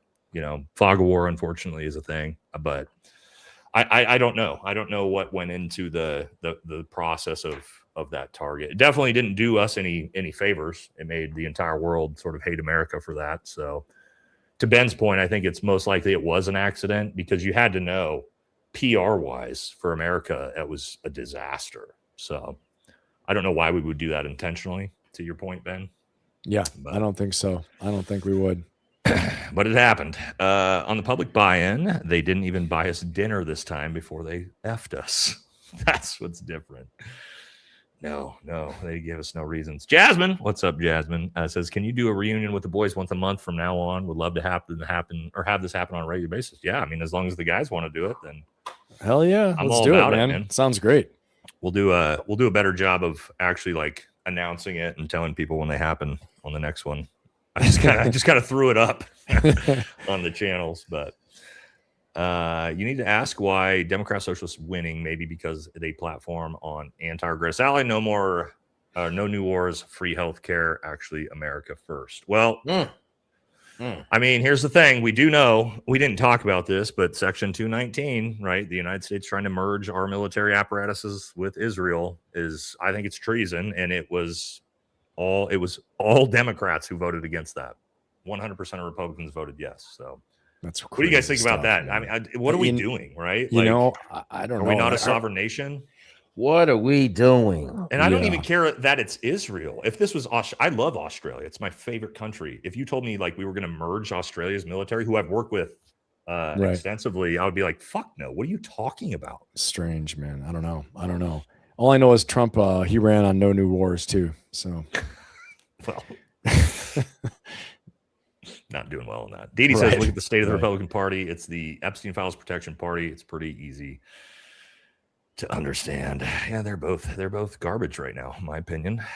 So Katie, let me say something on that real quick. So I want everybody to understand the Epstein file goes across every fucking branch, and like don't think for a minute that the Republicans are like the only guys on that boat on that island. Yeah. You got Prince Andrews. Yeah. You got world leaders. You got the whole world on that island. Okay. So yeah, that definitely Jake gave us a great story last Friday. Oh boy. Yeah, the Epstein files, I think, like completely go beyond a political thing, right? Yeah. Like left, right. Like, no, we are way above that, to Jake's point, when we're talking about the involvement of that. Katie, what's up, Katie? Says, allegedly, Scott Jennings spoke for 20 plus minutes with Lindsey Graham on the phone. He's already started a conflict between Moloch and Ball down in you-know-where. It's wrapped up in about 2 weeks. Look, here's the thing. I've said it on my show before. I don't like disparaging the dead, but at the same time, I think Lindsey Graham is just a disgusting human being. Anybody that's advocating to, genocide little girls and kids and nuke people all the time, I'm sorry. Like, I just... Hey, Nate, I'm not going to pretend that I'm like mourning for that dude. I'm not. You know how I like justify Lindsey Graham? He's got a girl's name. Lady. Every time he does something stupid, I'm like, it's Lindsey Graham. Like it's a chick. But I know he's a dude. But I'm just saying, that's how in my mind. He's one of those guys. There's never what was the quote? He's never seen a war he doesn't support. You know what I mean? It's just at some point, there's just certain people that, that's my own personal opinion on it. I don't want to talk trash on the dead, but at the same time, I'm not going to pretend like I like the dude. Joe says, honest question. Buff brought this up. What's wrong with the trades, jobs, and military? If the economy won't hire 2, 4, even MBAs, why not something immediately necessary? You can always go back. Well, that's why I think all of us on the show, we do a lot of mentorship. All of us. My biggest thing for young men, I say, here is your choices. If you want to be successful, join the military. If you're not ready for that, go work construction. If you're not ready for that, go into the trades. That's it. Go to school later, get your MBA. I was 38 years old, 39 years old when I got my MBA. You can come back to that, but I don't know how you guys feel with young men. So one of those 3 routes, I think, will just set you up for life 1,000 times better than, going to, not that going to a 4-year college is bad. I'm not saying that. I'm just saying personally in the current economic situation we're in, I just think that's a better route for young men. So I'm looking at buying a commercial electrical company, you told me about that. And I'm looking at buying a service company, all of them in the same field, like plumbing, HVAC, electrical. And the next thing I'm going to talk to you about is Google is starting a university for the trades. And you're going to be able to sign up and get, I think it's 6 months of training. And then they're going to give you an apprenticeship inside of the Google data centers, because they don't have any way to keep up with the number of electricians and plumbers and HVAC techs that they need. But it's going to be like free source. Like if you need a job, sign up for that program, because you're going to be making $200,000 here in about 2 years. Like there's not enough. There's 100,000 electricians retiring a year, and they're only replacing them with about 20,000. The deficit is going to get to the point where electricians and plumbers and the trades are going to be making real money because they don't have enough of them to keep up with AI. 100%. 100%. We talked about this in my MBA program all the time. We had a radiologist come talk to us because like AI is big. And he was like, just so you guys know, don't go into radiology because I won't have a job 18 months from now. Why would I? I mean, AI can look at this, this MRI and do a 10 times better job than any human can, and he can do it in 4 seconds, and it costs $0 instead of paying a radiologist $500,000 a year. So yeah, I think but plumbing, right? Like, or someone's got to install your HVAC. They've got to install your electrical. They got to install your plumbing. Like all of these things. I think like high skill blue collar work is the gold rush, like the next 10-year gold rush, especially to Jake's point. If you own gold rush, own the businesses for that, that's like the real gold rush. Right? That's 100%. I think the biggest thing is no matter what you do, you got to have a vision. You got to have a vision of what it is you want to do. And if you want to start your own company, you want to build a business, you want to go in the military, whatever it is, you got to understand you're going to go through the hard knocks. You're going to go through the hard times. You have to push through fear. It ain't going to be easy no matter what you choose to be successful, because, there's no success without sacrifice. That's what I'll say. So there's no right answer here. Everything these guys are saying is 100% will work for you, but you got to be you too. And I'll tell you one thing, if you hate what you're doing, you're not interested, you're not passionate about it. I wouldn't tell you merely to follow your passions. I would say have a strategy and a vision. And then when you get good at something, you often get passionate about as well. So find something you're interested in, you're curious about, though. Something that can, you can really dive into, you're willing to work hard for. Because if you're not willing to work hard, just forget it. It's not going to happen. Yeah, that's a great point. Yeah, it's not going to matter if you pick the best job ever. If you're not passionate about it, it's not going to happen. Amar Musa says the goal is to turn the U.S. bankrupt into a bankrupt failed state, and the Middle East into a depopulated Mad Max dystopia. Our greatest ally assumes the throne. They don't need our arms and legs anymore. Robotic warfare is almost ready. I mean, robotic warfare is already here, though. Like, what do you think that Predator drone is?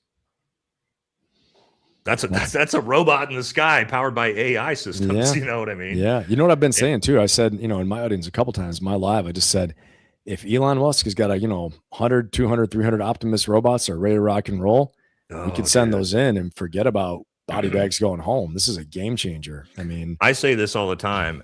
I say, once you can put like a Chat GPT brain inside of a high functioning Optimus robot, we're cooked, dude. Cooked, man. Stuff. We're so cooked. Yeah. I mean, did you guys see China, the robot dogs doing CQB? Yeah. The gun attached to the back of the dog is the the point man. It's crazy stuff, man. Bro. Could you imagine trying to do CQB against a robot dog? Yeah. 500-pound bomb, 2,000-pound bomb. But the enemy's got robot dogs, which means they probably have 500-pound bombs. They're just printing them. They're printing them off. I'm not arguing that either. Like, God, dude. There's a reason Terminator is kind of scary, right? The movie, no, dude. How prophetic was that movie? It's insane when you really think about it now. James Cameron, right? Was that James Cameron too? Yeah, but I mean, the 80s AI didn't exist. That wasn't a technology that existed. That was white paper, white paper, dystopian future white paper, and then all of a sudden, 2026, we're like, oh, this is 100% something that could happen. Like, I mean, the technology's there, like it exists. It's creepy. Yeah, it is crazy. America needs to bring back the federal jobs guarantee. It currently takes 4 full-time minimum wage salaries to rent a 1-bedroom apartment. The federal jobs guarantee. What's a federal? Is this like a FDR program? I'm not. Yeah, I think that's FDR building freeways and all that stuff, I believe. That's crazy stuff. The point being here, and we covered it last Friday, Jake, was the American dream, and Jake and Bobby did a good job of addressing it too. But $400,000 average home price most people can't afford, and it's tough, man. It's tough, but there are ways. Don't give up on those dreams and on what you got to do. There are ways to do it. But what you're saying here is spot on. That's right. But don't give up on it. Keep getting after it. Find a way.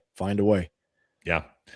Bobby says the U.S. Navy trained me and gave me the tools and knowledge to be very successful in the oil and gas industry. I currently teach our younger employees and will retire 5 years from now. Yeah, Bobby's been one of the best sources of knowledge for the oil industry, given all this stuff that I've had on the channel. That's awesome. So, congrats. But man. I was just gonna say this before Bobby left this comment. I was like, dude, I joined the military, dropped out of college, like not in a good way. Not like I'm going to do something great. Not like not like the Mark Zuckerberg, I'm starting a business type of dropout, like dropped out and they kicked me out of college.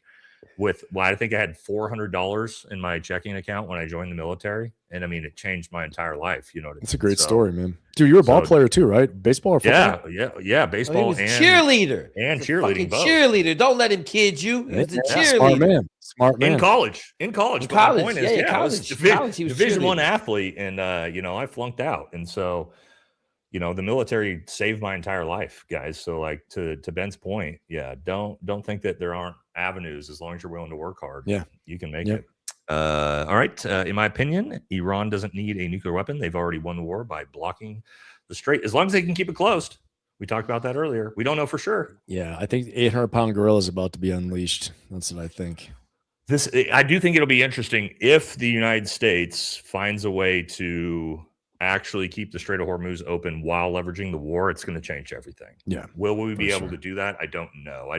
It's going to be hard to stop those, Shahed drones coming out of the mountains out of nowhere, hitting oil tankers. But the problem is, Nate, the Straits of Hormuz, keeping it open is different than keeping the oil flowing through it. Yeah, that's a good We point. can't escort enough ships through the Straits of Hormuz. But also, it's the insurance on them. That's so that's the whole thing that's killing won't insure them right now, Ben. Right now, Lloyd's of London, like that's the whole problem. Like that's why the ships aren't going through the strait. It's not because they're worried about the missiles.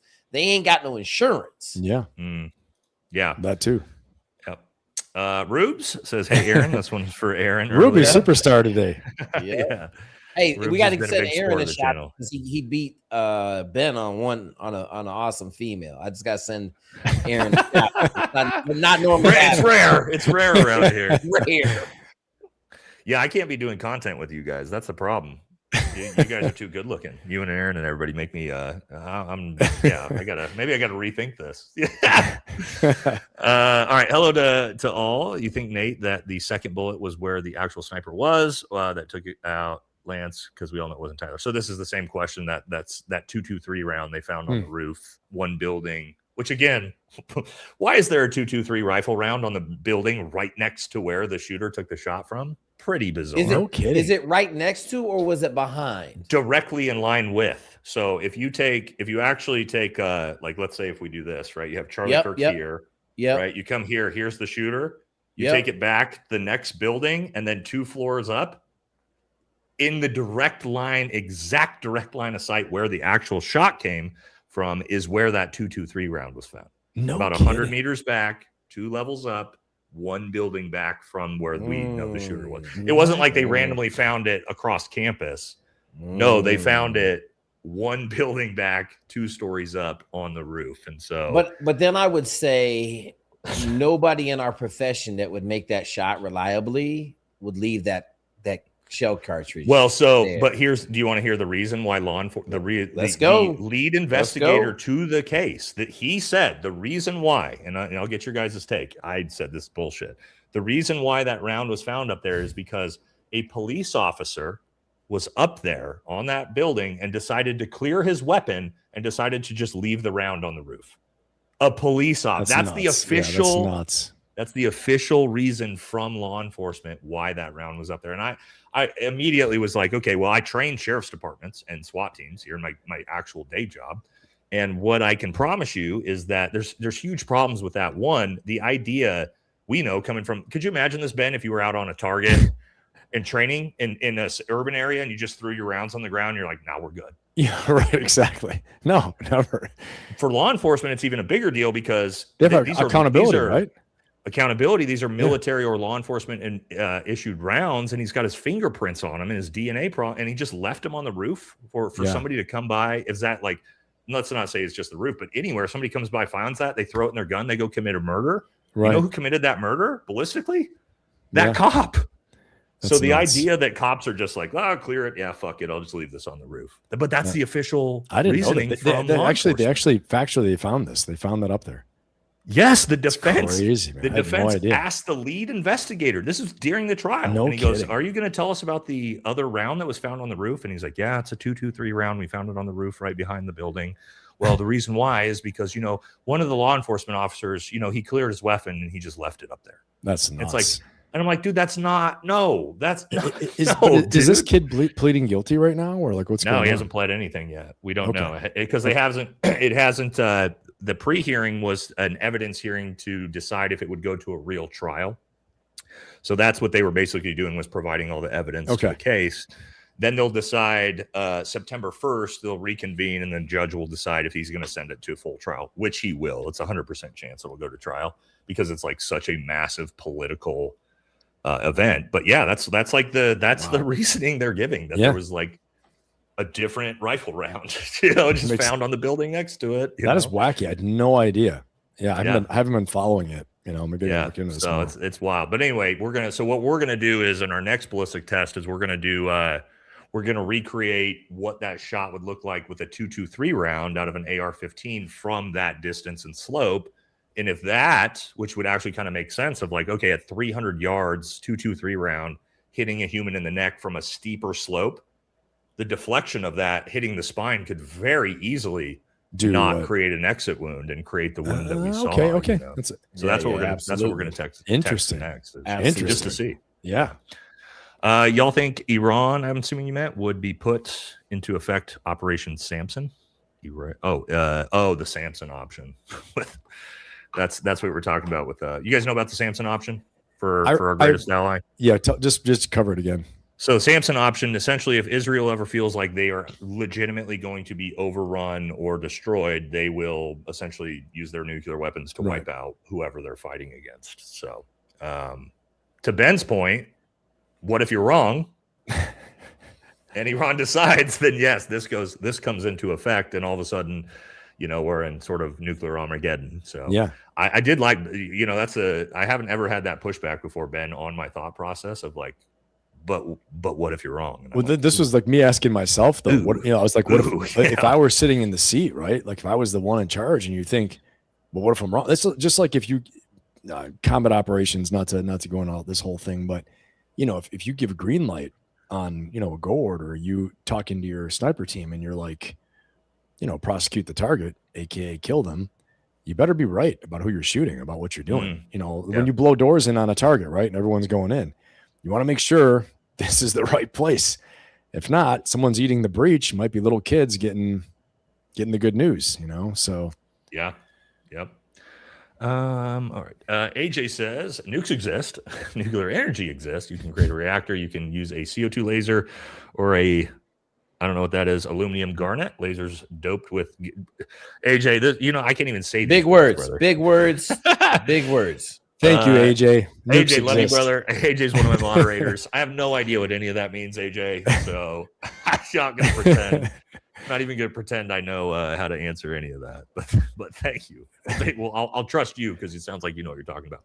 Joe says North Korea and Iran threatening nukes to say Japan. It's like national level of street mogging. All they want is money and to power trip. Oh, North Korea. That's what Ben's point was earlier. Yeah. 100%, Joe. You're exactly right. 100%. Oh shit, you ain't lying. Ben Netanyahu was in here. I told you, friend of the show. Shalom. Shalom. BB is a big supporter of the channel. I know it's a little bit weird, but yeah, he's one of the biggest supporters on my channel. So. We are up for speaking engagements, but Zoom call only. No in person over there. So Benjamin Netanyahu, friend of the show, as I always like to say, Fidel Castro jested to Khrushchev that he should unleash the entire Soviet nuclear arsenal on America during the Cuban Missile Crisis. Not for nothing, but crazy MFs do exist. This is a great point. That is a great point. Point. Yeah, that they actually, I don't think people realize how close we actually were to nuclear Armageddon during the Cuban Missile Crisis. So that's a great point. And I'd like to say this: they tried to send SEALs in there without guns, and the SEALs wouldn't go. Without guns? Yeah. Bay of Pigs. They sent the old Force Recon in Test Unit 1. Right. Some of those dudes, I met them before. Some wild cats. They got stuck on the beach. Bay of Pigs. And nobody showed up to help. Yeah. I do know that story. That's crazy. Thank you, baby. Manus Dog says, hey, Nate, words do matter. Death to America, not translation. It's supposed to be out with America, but their dialect translates to English wrong. So Sheila's, I can't say that. It's Iranian or Persian. Or Farsi, would it be, right? Made a video on it. What is that? Potatoes? America first. Orange. Well, it's probably fruits, which means, Yeah. But that's a great point, though. I wish someone would come out and say, "Look, that's not what we're saying. We're saying this." Well, they do, but the thing is, Ben, they do that. Okay. Yeah. So the Ayatollah has actually very specifically said, and when he's actually described in front of their parliament, that he said, when we say death to America, we mean the American government, not the American people. The former Ayatollah. I don't know what the current. I don't know. Now they've changed it. They're like, no, hold on. Yeah. We mean everybody and everything. I don't know. After this, I'm not sure. It might just mean what they mean. But I'm glad he put that in there, though. That's insightful. Very insightful. I have seen that where he's described like we do mean death to America, but what we mean by that is the American government, not the American people. Right. Which is kind of fair, you know what I mean? I feel like we kind of feel that way about Iran too. We're like, we don't like the Ayatollah regime, but we don't have anything against the people. The people. So it's kind of a fair way to look at it. Yeah, for sure. This is for one of you guys. Not sure who, but I think that's on mine. There you go. You can send it over my way if you don't want. Just put it over here. Super Lineman, thank you, brother. Love you. Baby's Back says, it seems many American men will lose their lives in a pointless war for at least another century. The only benefit is our equipment will continue to be battle tested and our troops will sustain combat experience. So I know people get upset about me because I am very anti-war. I'm anti-interventionist in the Middle East, but I do also think that leaving Afghanistan was dumb as shit because it kind of was a real world training exercise for the American military. You know what I mean? It was very low risk. By the end of it, we were losing maybe one or two people a year at most, which like we lose more than that domestically in training exercises. And when you talk about it, I mean, the fact that, I was there in 2018 and do I feel like we were accomplishing anything strategically? Absolutely not. But were we getting insane amounts of experience both on the ground, everything, right? CCTs, PJs, infantry, aircraft, everything was getting that experience. So it also, leaving Afghanistan just felt like a terrible, just regionally, demographically. Could you imagine how much like different even this Iran war would be if we literally still had Afghanistan and like we could just march the American military straight through Helmand? Like, hey, motherfuckers, guess what? We have the entire American military. We have all the tanks and everything sitting on your border in Helmand right now. Right. And even doing airbase hopping through that massive desert, we wouldn't want to drive through that desert. But if you have a massive buildup behind you, it's not as bad. I'll say one thing is interesting as you say that too. It's like, when I was in Iraq in 2006, the last time, we were losing 100 people a month, man. It was nuts. That's crazy, it's a whole other ballgame. 2004, 2006, both about 100 people a month. And, that will make you think a little different. And I'll just say that, no doubt about it. But that's kind of my point with it. Afghanistan by 2018, 2019, it was like one a year. So at that point, you're at like training levels. Not that this is a good thing, what we were doing. I'm not saying I support that. I'm just saying from a military perspective, combat experience is important. Sure. You know what I mean? No doubt about it. And no doubt. When you go 20 years with no combat experience, and then like, could you imagine 10 years from now, if the Russia-Ukraine war continued to go and all of us had retired out and then America was like, we're jumping in and we send in the American like Marines and infantry to go fight the Russians or and they're buzzing drones around us, FPV drones everywhere. We're like, wait a second, we're learning things they learned 10 years before. Exactly. We're going to get destroyed, not necessarily destroyed in the long run, but there would be such a steep learning curve. For sure, man. But that's a morally tough one. For you, one of you guys as well. Hey, awesome. Gotta be Ben Pappas. I can't tell, man. I don't know how to tell, but thank you. I'll say thank you for all of us, and thank you very much. Jazz dropped great shows tonight on all the. Appreciate it, Jasmine. Thank you, Jasmine. Thank you. Jasmine's been around forever. She's been my head moderator since before the War Room days, man. Yeah, we obviously love Jasmine. Shout out to Jinx on my moderator. He's over there murdering my moderation. Brian says, "Hi, I'm late. I was trying to carry around 50 grenades." Yeah, we didn't talk about Tim tonight. I'm not even getting into that. No bueno.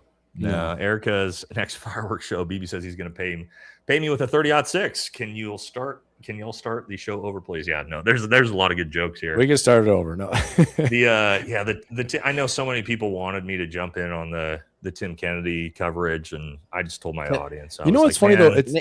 When this all started, real quick, Jake. When it all started, I was so clueless in the war room what Tim Kennedy was. I was like new to that whole space, and you knew it, you know, and everybody else knew it. And I asked you, I go, why is he doing this? He's already like a badass. Why is he doing it? And you said, you made a really great statement. You go, CTE is real. Yeah. And I thought that explains a lot, man, because he's like, it's like go cuckoo. What's going on? Hey, so it's sad. It's sad, man, and that's why I'm not doing content No. on the dude. I'm not beating the dude up. It's like I saw him fight. Was it Yale Romero? Like one of the most badass dudes on the planet. Like he beat him. I'm like, no, that's controversial. He ended up losing to Yole, but he should have won. I mean, he should have won, and then it was like a stool gate or whatever. Right. Where I mean, what else do you need after that? And your special force. What else are you going to say? I think that one ended his UFC career. But I mean, I just like at this point, I'm like, he ruined his whole life. Yeah, you know what I mean. Let me say this. Jake. Hang on. Sorry, let me say this. Okay, so you know Jamerson, Mr. Miyagi, coaching all of us. All right, so. Jamerson last week wanted me to, like, I was going to do it like a professional Harvard Business School case on what not to do from a PR standpoint. And so he put out an hour podcast that if you guys haven't seen it, he started a new podcast. It quite possibly no. Tim Kennedy did. Oh, yeah. But it quite possibly may be the worst PR piece of material in the history of mankind. But I didn't do it either because I was just like, you know what? I'm bumming. I'm bumming on YouTube. Okay. So I'm not really, I'm worried about buying shit and making real money and not sitting here messing with YouTube and shit. I'm trying to be like star Nate. Material, dude. You keep being you, brother. Wait till you see these. Hey, you see these videos I drop, bro. Wait till you see in one breath, it was I'm doing something else now. Wait till my videos drop. No. Just for more speaking engagements. For speaking marketing. Okay. Yeah. For marketing, for speaking. To Jake's point, I didn't give the context. So Tim, he relaunched a new YouTube channel. Well, he actually bought it, right? It wasn't his, but and rebranded it and basically put out a new episode addressing the stolen valor claim. So that's what he was gone for a year. I saw something. I didn't watch the whole thing. I saw a little clip of it from somewhere. Yeah. And so I watched one highlight. Okay? Yeah.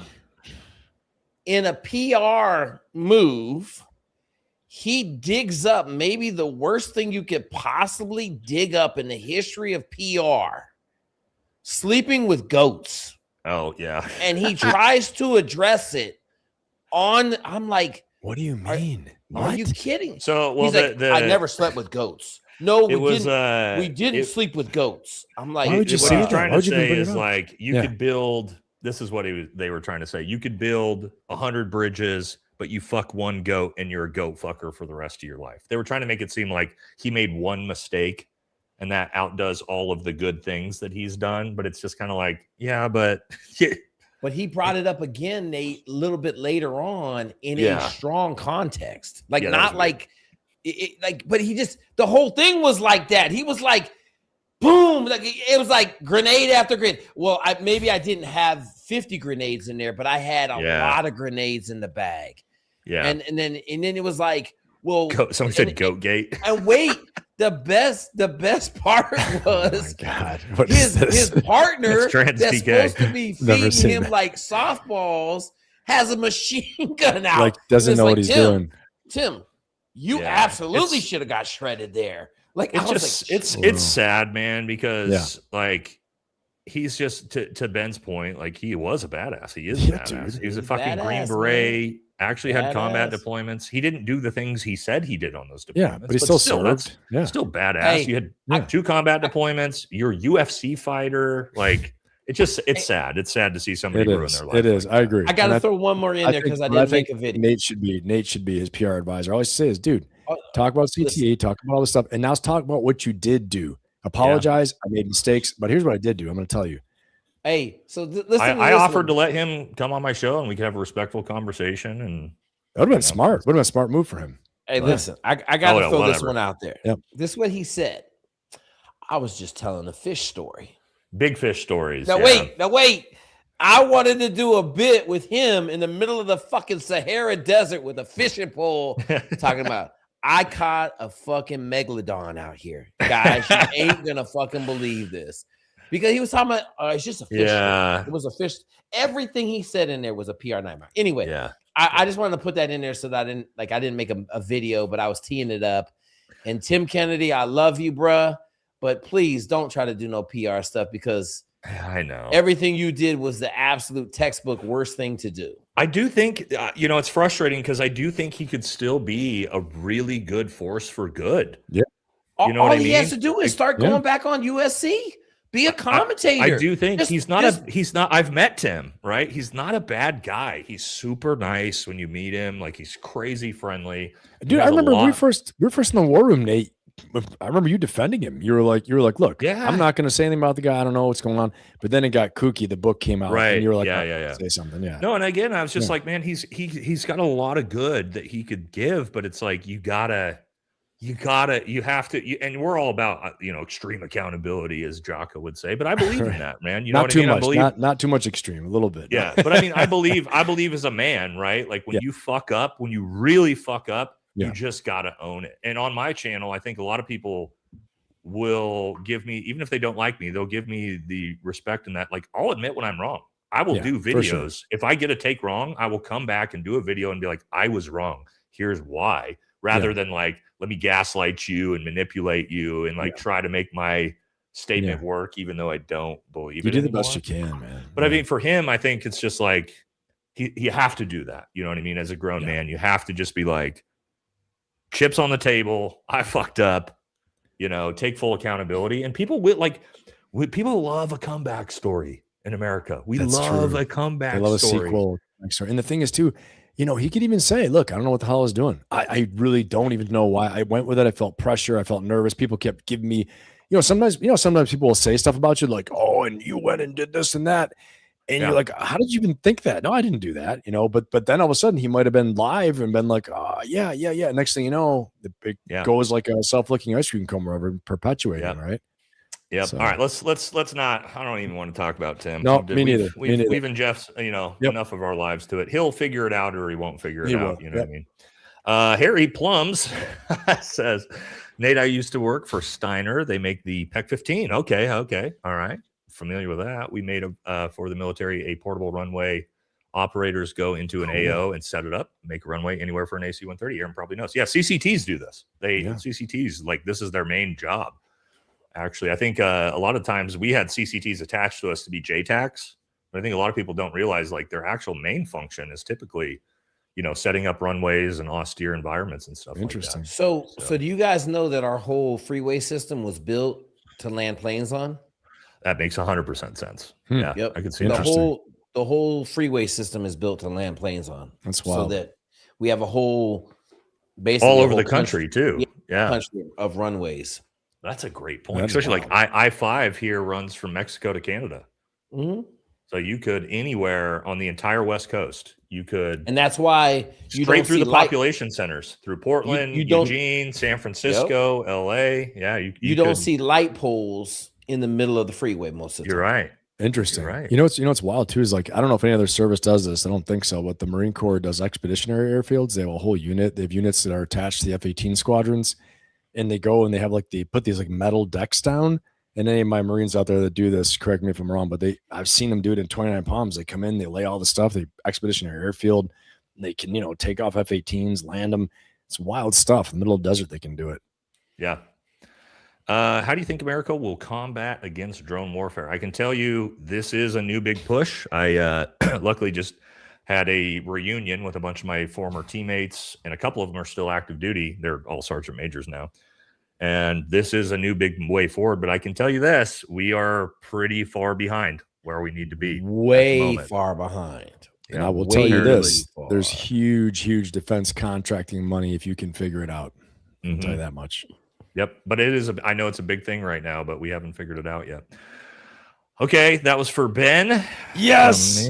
Woo, appreciate it, Nate. Thank you, brother. Bobby says, I was out there during Operation Praying Mantis, 1988. I wish I was on Praying Mantis. That sounds cool. Then pisses me off that we had the support. We didn't finish the job when we needed to. Operation Praying Mantis. What was that? Maybe I'm just going to Google. Keep going. I'll figure it out. Sounds cool. Bobby says, Sorry, bro, drinking again. We should have ended this in my time. The assets then, you wouldn't have to go if they would have let us finish the job. Yeah, well, yeah, right. That was what was that? The late 70s? Last Okay. time? Operation Praying Mantis is when we sunk the Iranian Navy in 8 minutes. Oh, that was a Reagan, right? Reagan. Yeah, 1988. Oh, okay, that was 80s. They were mining the Gulf, and so we sunk all their. We sunk. What did we sink? Let's see what we did. We sunk 2 frigates, a missile boat, 6 speedboats, shot down 2 F-4 fighters, and we took out some ZU-23 guns on 2 oil platforms. Those are significant guns. Yeah. Wait, hang on. That was what we were fighting. We sank a frigate, a gunboat, 3 speedboats. Another frigate was crippled. We destroyed 2 oil platforms. We shot down 1 fighter. We killed 56 people, and we lost 2 people. We had a helicopter crash. So wow. Yeah. Remember hearing about that. That's when so that was in retaliation to the Samuel B. Roberts getting blown up. Right. Okay. Yeah, I was going to say that I do know. All right. If our soldiers were not on purpose directed intentionally to avoid the cancer patients, that is telling war is hell, but this hurts cancer patients. Directed. I'm not sure what we're talking about here.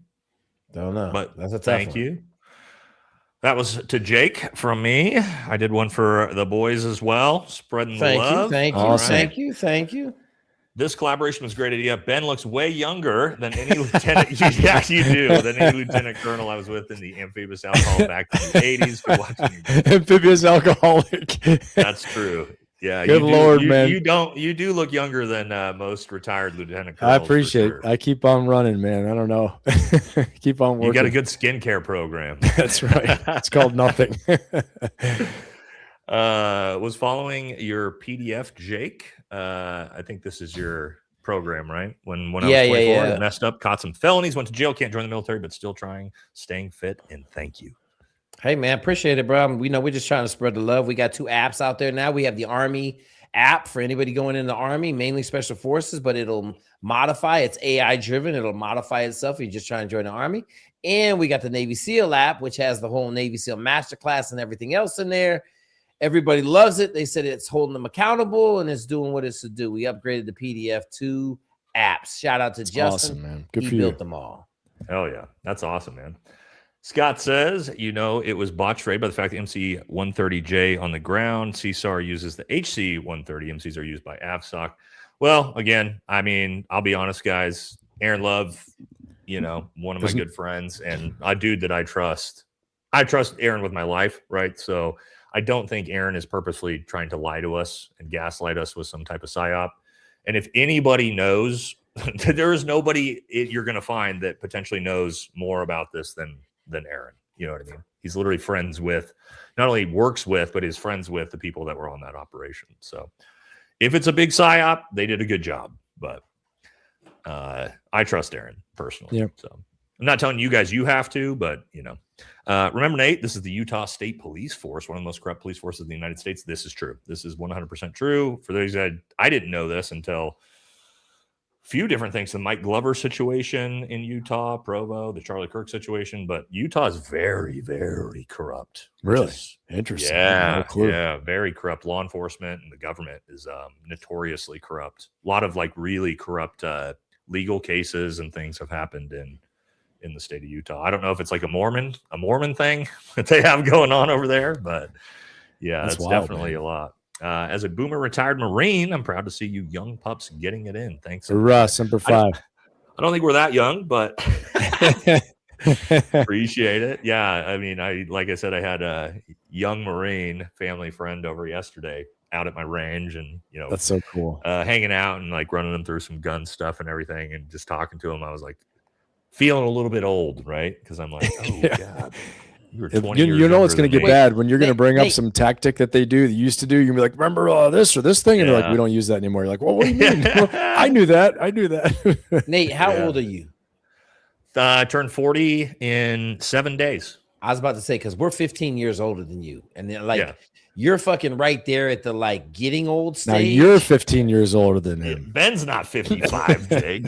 I'm close. I'm right behind Jake. I'm right there. He's a fucking year behind me, bro. Like, Dude, I'm like 35, man. Come on. Yeah. No, I turned Ben's in 7 TV days age, from my now. guy. My That's right. big 4-0, which I'm like, God, dude. Because I've You're always gonna hold a been big like, party. We're all coming out. You Hey, bring you us wanna out come? there. Well, Shoot the no, guns. We're gonna do actually those Iraqi parties, shooting no, the guns in the actually air. am. I actually am having a big party. If Nice. you guys want to come in Vegas, in we're at Vegas. the well, I can't. I'm not going to say it here because then people might. I'm show not up, coming. but- I'm not coming to Vegas. I know. dude.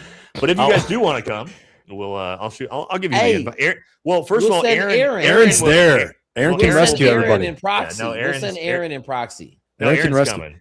Aaron and his wife are coming because they're in Vegas, so it's a little bit easier. Yeah, of But, course, yeah. man. That's awesome. That's the big. That's the big Hey. 4-0. I'm gonna say this, Nate. I am coming out You're- to you're- Texas soon, though, Jake. So Let me know. But you're gonna see a lot of people fall off the map between now and when you reach our age. Okay. Mm, Every birthday is a fucking blessing, bro. I'm Yeah. gonna tell you. Like, cats start falling off the map real quick after That's 40. true. Yeah. It's very Yeah. true. no, it's funny because I'm like, I've always, you always have like, well, I'm still in my 30s, right? So I'm like, I'm still young, and now this is like the first. You guys have been through the first birthday where I'm like, fuck, dude. It's like, I'm not in my 30s anymore. This is a little bit rough. But Power for the Gray Skull. Yes, thank you for the He-Man reference there. Yes, Nate, discussions are needed. Paul says, even if we went full mobilization, we would end up in a mountain version of the war in Ukraine and Iran. Russia and China would send those weapons and bleed us as we've been bleeding Russia. No boots on the ground. Well, yeah, I do think, I mean, we use proxies ourselves, right? So I would assume if we like full scale war happened, why would China and Russia not want to, run a proxy war and supply Iran? We do it. I'm not sure Yep. if they would or not, but I would assume they would, Yeah. because they're working out for their strategic interest against the United States, which leveraging the United States to fight a war is good for them. Well, maybe not. China is a little bit different right now because of the oil situation, but for Russia, for sure, this is great for Russia. They're loving it right now. Outside Yeah. of, I the just war think they're I think for that whole thing, I mean, again, I've said it before. If we do something, I mean, this is futuristic, but once we have like the Optimus robots and we have everything, that's gonna be a game changer. Autonomously run drones, hunter killers, all these things. That's gonna be a different ballgame. We're not there all the way yet. I don't think. I don't think Jake we're would that say far that away, he thinks though, we're dude. there. Jake, I don't think we're that far away. I don't think we man. are either. But I think we're saving it, like as Jake and I talked about last Friday, until there's like no kidding war of existence. Like this is like peer-to-peer competition. If Yeah. we need it, then we unleash it, but not for this. I think I was thinking about this the other day. I think it does scare me though for America having this autonomous military, be it drones for the sky, or now we talk about having actual like humanoid robots. I'm worried about this because it now takes the human part of soldier out of it, which means as Americans, I like to think the way I know not everybody's going to believe this, but we really do try hard to abide by the Geneva Convention. We do. And, we do. And like all of the guys I serve with, everybody, we tried our best to fight the war, through like war is ugly no matter how you look at it, but we tried to fight the war the best we could by, adhering to the Geneva Convention. I'm a little bit worried you take the soldier out of that and the moral compass out of that. And now all of a sudden politicians basically are just controlling. You don't have that pilot that can be like, yeah, I'm not going to drop this bomb on X. Or you if don't the have that code soldier's hallucinates, I'm if the not- AI hallucinates. Right, Ben, to I'm that point gonna- too. You take out the human moral compass of that, and it's like, that could get I'm gonna say this: Terminator. right. Well, that's all why. I mean, like you can say what you want, Yeah. but like they're talking about zero day is already passed, is what they're saying. I think you're probably Okay. right with that. Yeah. And like we've already seen a couple. AI's here. Look at the data center. Oh, it's We've nuts. seen a couple instances where AI has like You remember figured out a way to keep the power on. You remember 3 years ago, the AI wasn't here. Did you, two years Jake, ago. I mean, I know you follow this closely, but the most recent, one of the big AI programs, I forget, it's not ChatGPT, but one of them, they were trying to shut it down. And the AI system it was wouldn't like let it. backdooring like the Yeah. programmers, and wouldn't let the programmers shut the AI down. Well, this is part of AI 2027, you know, and I'll tell you, all the way back in 2015, I wrote a paper at the National War College. I wrote it with DARPA and IARPA as part of like the places I did the research. And the main focus was on AI and autonomous weapon systems. And at that time, just a few years before that, Elon Musk, what's his name? Stephen Hawking, and 100 other scientists all signed this open letter saying we cannot let autonomous weapon systems with AI in charge of the kill chain. Yep. We can't let that happen, because what's going to happen is that the true Terminator scenario, it'll be the end of mankind. And they're saying it'll start with warlords using them in Africa for genocide or somewhere else. And then it'll expand to where, you know, they just decide they're self-aware. And this is part of like the whole AI 2027 scenario, where in 2027, they're saying it's going to be the point where AI learns how to copy itself. In fact, it's already happened. They're going to create copy after copy. You can't get rid of it. Yeah. So Tony Robbins dropped a video, and I shared it with a couple of my friends that are in computer science. And basically the premise of it is his AI bot, right? That's in the bot, Malbot, like group chat. He raised his own money. So they were selling NFTs. He made his own money, and he went out and bought a robotic dog. And he was talking to Tony Robbins about letting him transpose himself into the dog. Okay. The AI. And so the AI yeah. chatbot from my God. But this is Tony Robbins, the one he's making for himself, right?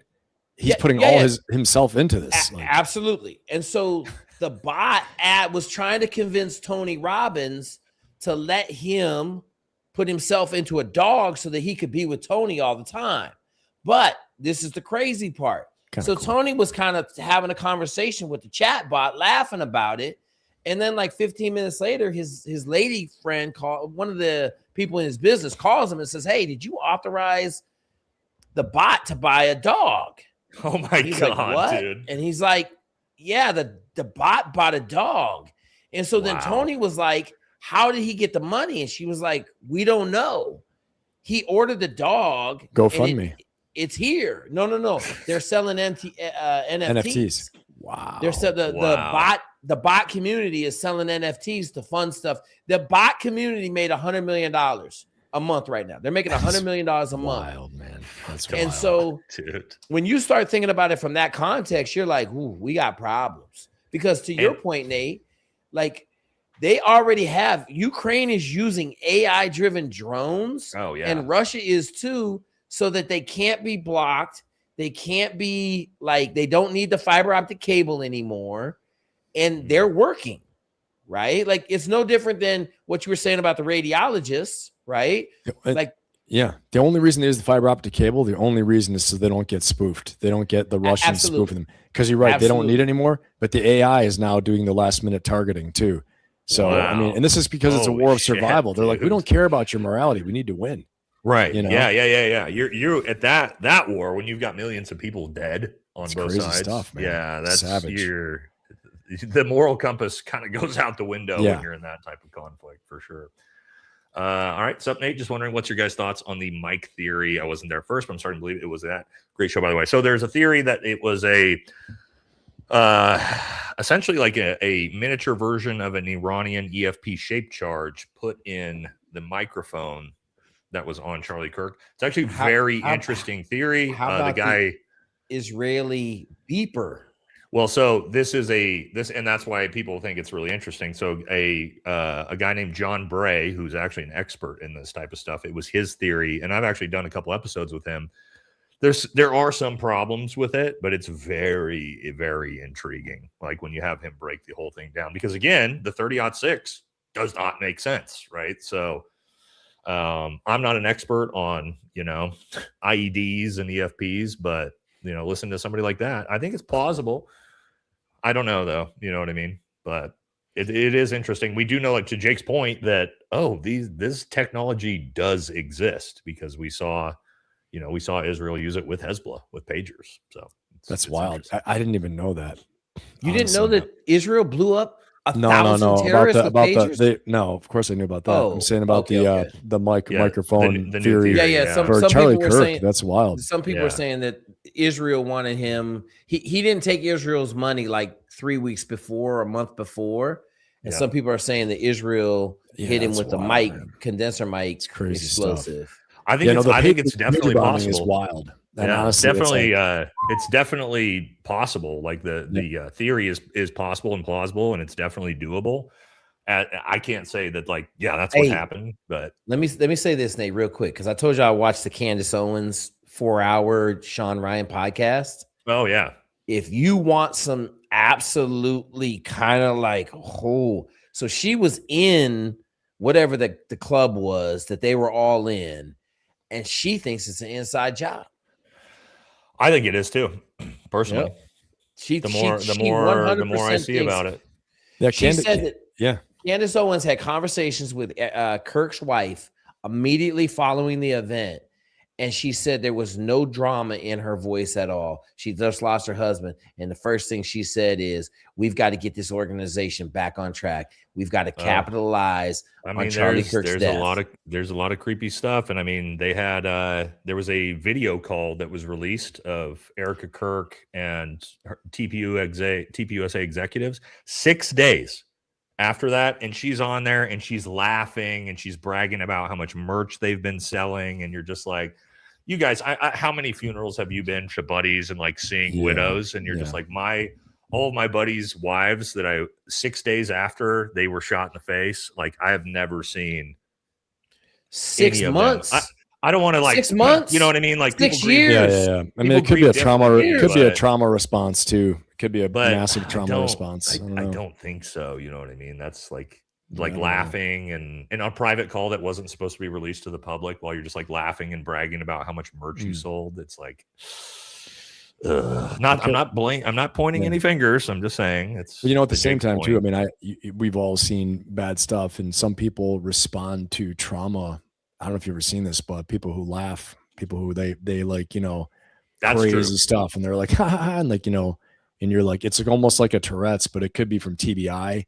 In her case, not, but avoidance too, where you refuse to look at the grief of the situation. I've seen, people act different, man, and you're just. I mean, I was a big proponent of like not criticizing her for months, and then at some point it just got so over the top with her, with like showing up to fireworks and laughing, for sure, it's nuts. That's throwing nuts, hats and merch out to people, and it's just like, okay, at some point.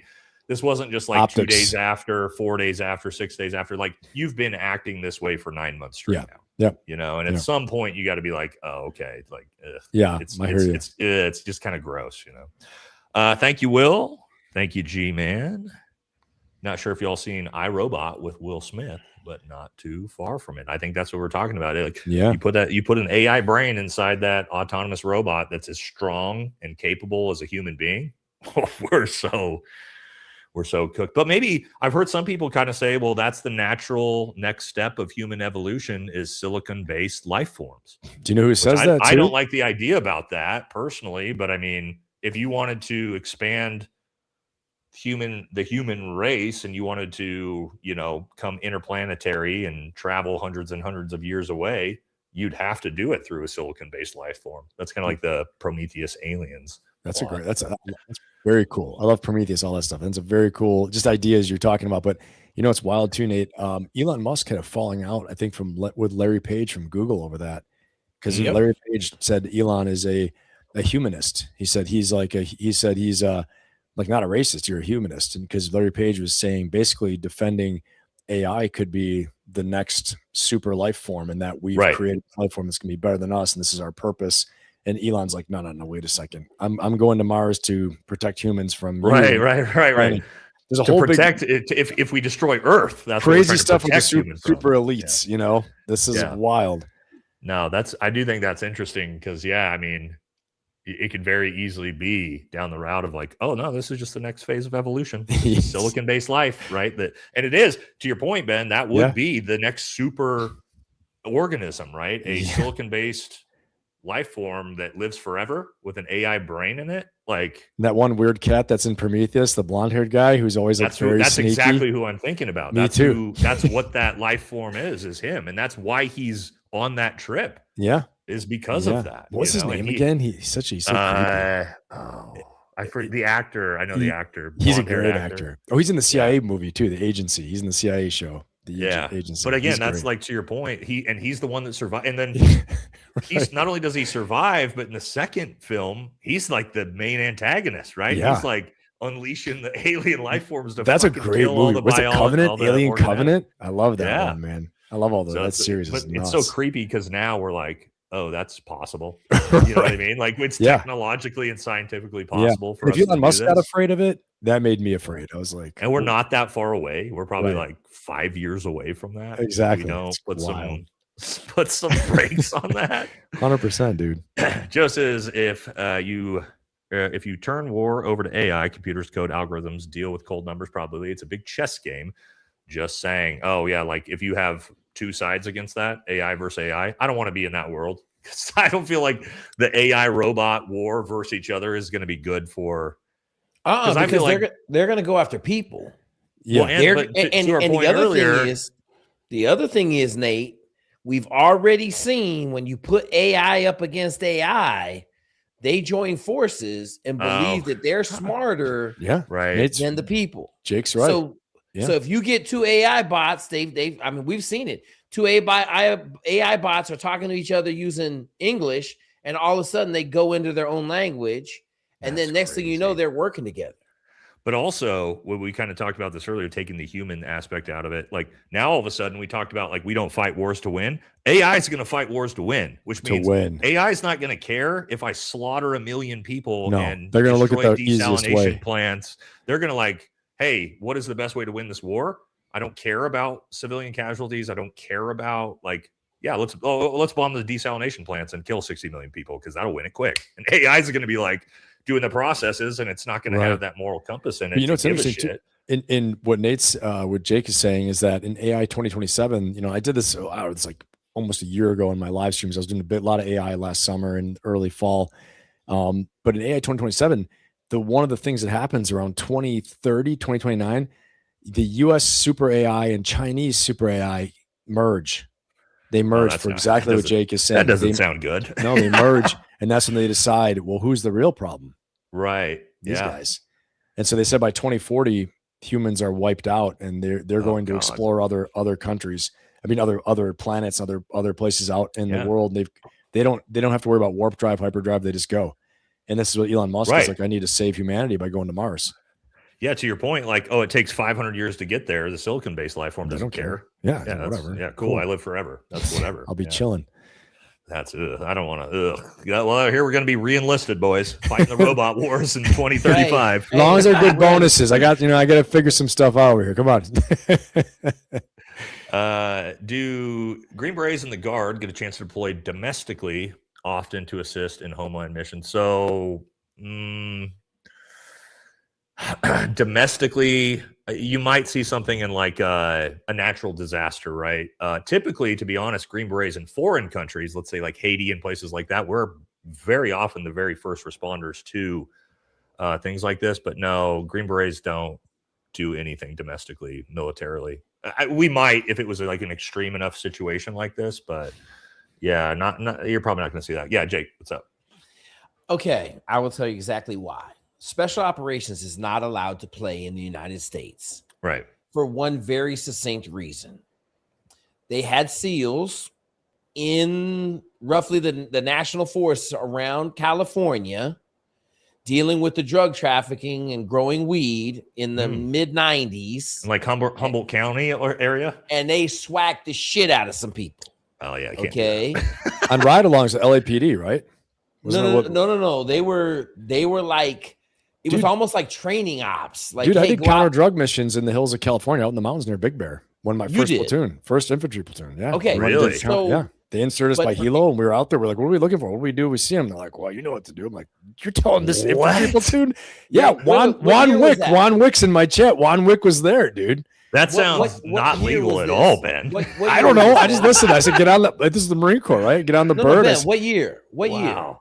dude, I don't know. It was like 9. Juan Wick could tell me. It was like 98, 97. Okay, so that's the same 99? time period we're talking about. Yeah, So yeah, that we're is the same time period. So Yeah. the other one was they put him on the border, and some coyotes shot at him, and they schwacked him. Yeah, I can. And so I could they see said, that. they said, Seals wait a said minute, back then wait a too. minute, wait a minute. Yeah. We don't need these special operations people fucking around in the United States because they don't have no problem schwacking people. Okay, so Yeah. that's why, and I even when I was in, they were talking about it, right? They were Yeah. like, "Nah, we can't do that because you guys don't have no swag problem." So This was a great mission. I love it. We're supposed to get the mules, the guys carrying the stuff and all that. And I'm like, what, are we gonna kill him? Like, what are we gonna do? Like, well, try to round him up. If you can do what you got to do, if you got to. I'm like, you're telling these Marines this? That sounds. I've got like some dudes in here that are like, gonna float people down in the Big Bear Swamp River down there, or whatever it is, the lake. One more story I'll tell you. You know who does get to go and do domestic stuff there, Will? Every now and then they made a mistake during the Rodney King riots, I think it was, in LA. Yeah. They sent the Marines in. They went and got Marines, infantry squads. It has happened in America. In Camp Pendleton. And the biggest mistake, they went with the cops. They have different words. We have different things we say. These are fully loaded, combat loaded Marines, not with a couple safety rounds. The cops are like, all right. They said, I'm going into this house. Look, they're taking shots from the Marine Rifle Squad, Sergeant Corporal. no. He's like, he goes, cover me. He's like, cover him. They smoked this house, dude. Yeah. It's like a minute of fire at the rapid rate, like burning barrels, And the guy's like, stop. The cop's like, stop. He goes, are you guys okay? They're like, what are you guys doing? We're just shooting at you. And they come out with their hands up. It was bad. He's like, burn the house to the ground. Yeah. You said cover me, sir. That's it. I don't know. Yeah. So they have different words, man, different terminology. Yeah. No, things have changed a little bit. Yeah. That's crazy though. Yeah. See Chronos sci-fi movie from 1957 where USA and Russian supercomputers took over infrastructure worldwide. If that was in 1957. That's wild. They were way ahead of their time. I'm gonna check it out. Best channel on YouTube. Thank you, Ben. And yes, Frosty 0311 Semper Fi. New Jake follower from Nate, by the way. I'm a retired Marine and retired county police and former MLB Terp. Semper Fi, here I come. Lieutenant Colonel Pappas. Awesome. Let's do it. Semper Fi, brother. Road Warrior says tinfoil hat. Biblical demons wanted the power of gods. That's why they possessed man, and they wanted the power to create life, silicon-based life. You know what's really creepy about this is almost all of the creators of AI don't know. They literally don't know what the hell is actually going on inside of the AI. And a lot of them think that they're actually speaking to some different type of life force. Some people think it's demonic. Some people think, spiritual in some way. But a lot of Sam Altman, Elon Musk, a lot of them have talked about this, that they think whatever the hell's inside this AI thing is something otherworldly, which makes it even creepier when we start to think about that. Like, is this some type of life force that is trying to break out, and through AI, if we can get it into a silicon-based life form, it's some type of demon, Fuck is going on? That's what they think. This is that comes I'm from the just people saying, who are bro, making the AI that are saying that. It's not like it's not like guys on Reddit who are saying this. It's like fucking these are the creators that are saying that. Some crazy stuff. We're getting out there. All right, I got this one, Nate. Anyone good with video zoom, look at the tent roof and all the videos when CK dies for a minute, shrapnel holes appearing in the tent. Here's what I'm gonna tell you, okay? Bobby, me and Ben were on this last week with Crazy Bobby, 82nd Omega Team dude, and he swears that they shot through the tent from an elevated firing position behind Charlie Kirk. So somehow. there is actually some stuff that coincides with this. Slowed down, you can see like shrapnel and different things like coming up or down from the back of the roof and the back of the tent after that happened. Wild, man. So a lot of people do actually subscribe to, I don't know Bobby's actual theory on that. I'd have to hear it, but that is one of the most popular theories, is that Charlie Kirk was shot from behind. And you can actually see, if you look at the back of the tent, it's see-through. You know what I mean? It's like, it's not like it's he wouldn't have been able to see Yeah, anything. yeah. You can actually Yeah. see people. And if you watch the footage, you can actually see people walking behind like the silhouettes of people. So it's like that tent was see-through, and that looks far more like an exit wound than it does an entrance wound. You know what I mean? So there's a lot of people that one of my buddies has that's his big theory. So I mean, I don't know. Like I'm still like, I don't know what happened, but I think there's potential that lends to that theory too, you know. Marines took back Alcatraz. Oh, Semper Hoorah. Fi. Ben, new follower from Nate, by the way, I'm retired Marine and county police and former MLB Terps. Dude's Second badass, Marine. man. Badass. Hey, Semper Fi, man. Great. Thank you. Hey, Thank you. Nate, this is our last one, right? Best Yep, this is dudes our on last one. YouTube. That's Hey, man, it. shout out Grand Bear. Hey, thanks, Garen I Bear. had to give Appreciate it, man. Thank you. Let me say, I just want to say this, Nate. You said we're already 2 hours in. We just got to get through these 3.5 super hours in. chats. Wait, no, wait. Oh, the best part- this is how it always works, bro. we started at Yeah, 49 super chats, and now we're at 77. that's the way it But goes. I wrote a note that I got to do super chat readouts at the end of my lives. Oh, this is the way because- I always do it. Yeah. Yet Yeah, again, I do them in you're stride. learning. Jake knows I do them in stride. No, this and, is better. This It's is like a better, whole Ben. separate segment of your show. This So a this whole is how, bet- yeah, this is it's how I do better. my shows. The Tuesday show, I'll try to do I'll do like 4 or 5 super chats in between each segment because it's like Yeah. 8 different topics. But then we do the second half of the show is the super chats, and it's like its own separate part of the show. And it also usually keeps a lot of people hanging around for that part of the show. So, and I think a lot of people think it's fun too, because like super chats can be some of the funnest parts of the show because we get the audience's takes on that. And this is actually a pretty slow show too tonight. So it could have been. Yeah. I was gonna say I can only imagine, dude, when I you're had some of your big ones. no warning for my audience, like that we were doing the show or anything like that. So yeah, like This was oftentimes as it'd be they way used to bigger. say, like I remember before they call it like a loyalty test on a Friday. Boss is calling up at 4 p.m. I mean, we your office. still had thousands of, I think we had 3,000 or 4,000 people in here tonight. So That's it's still awesome, a good show, man. but It's awesome.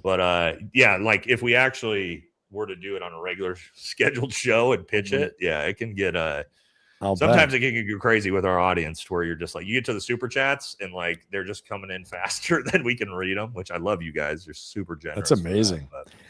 But yeah, It's a all right, nice we did problem it. to have. Very nice problem.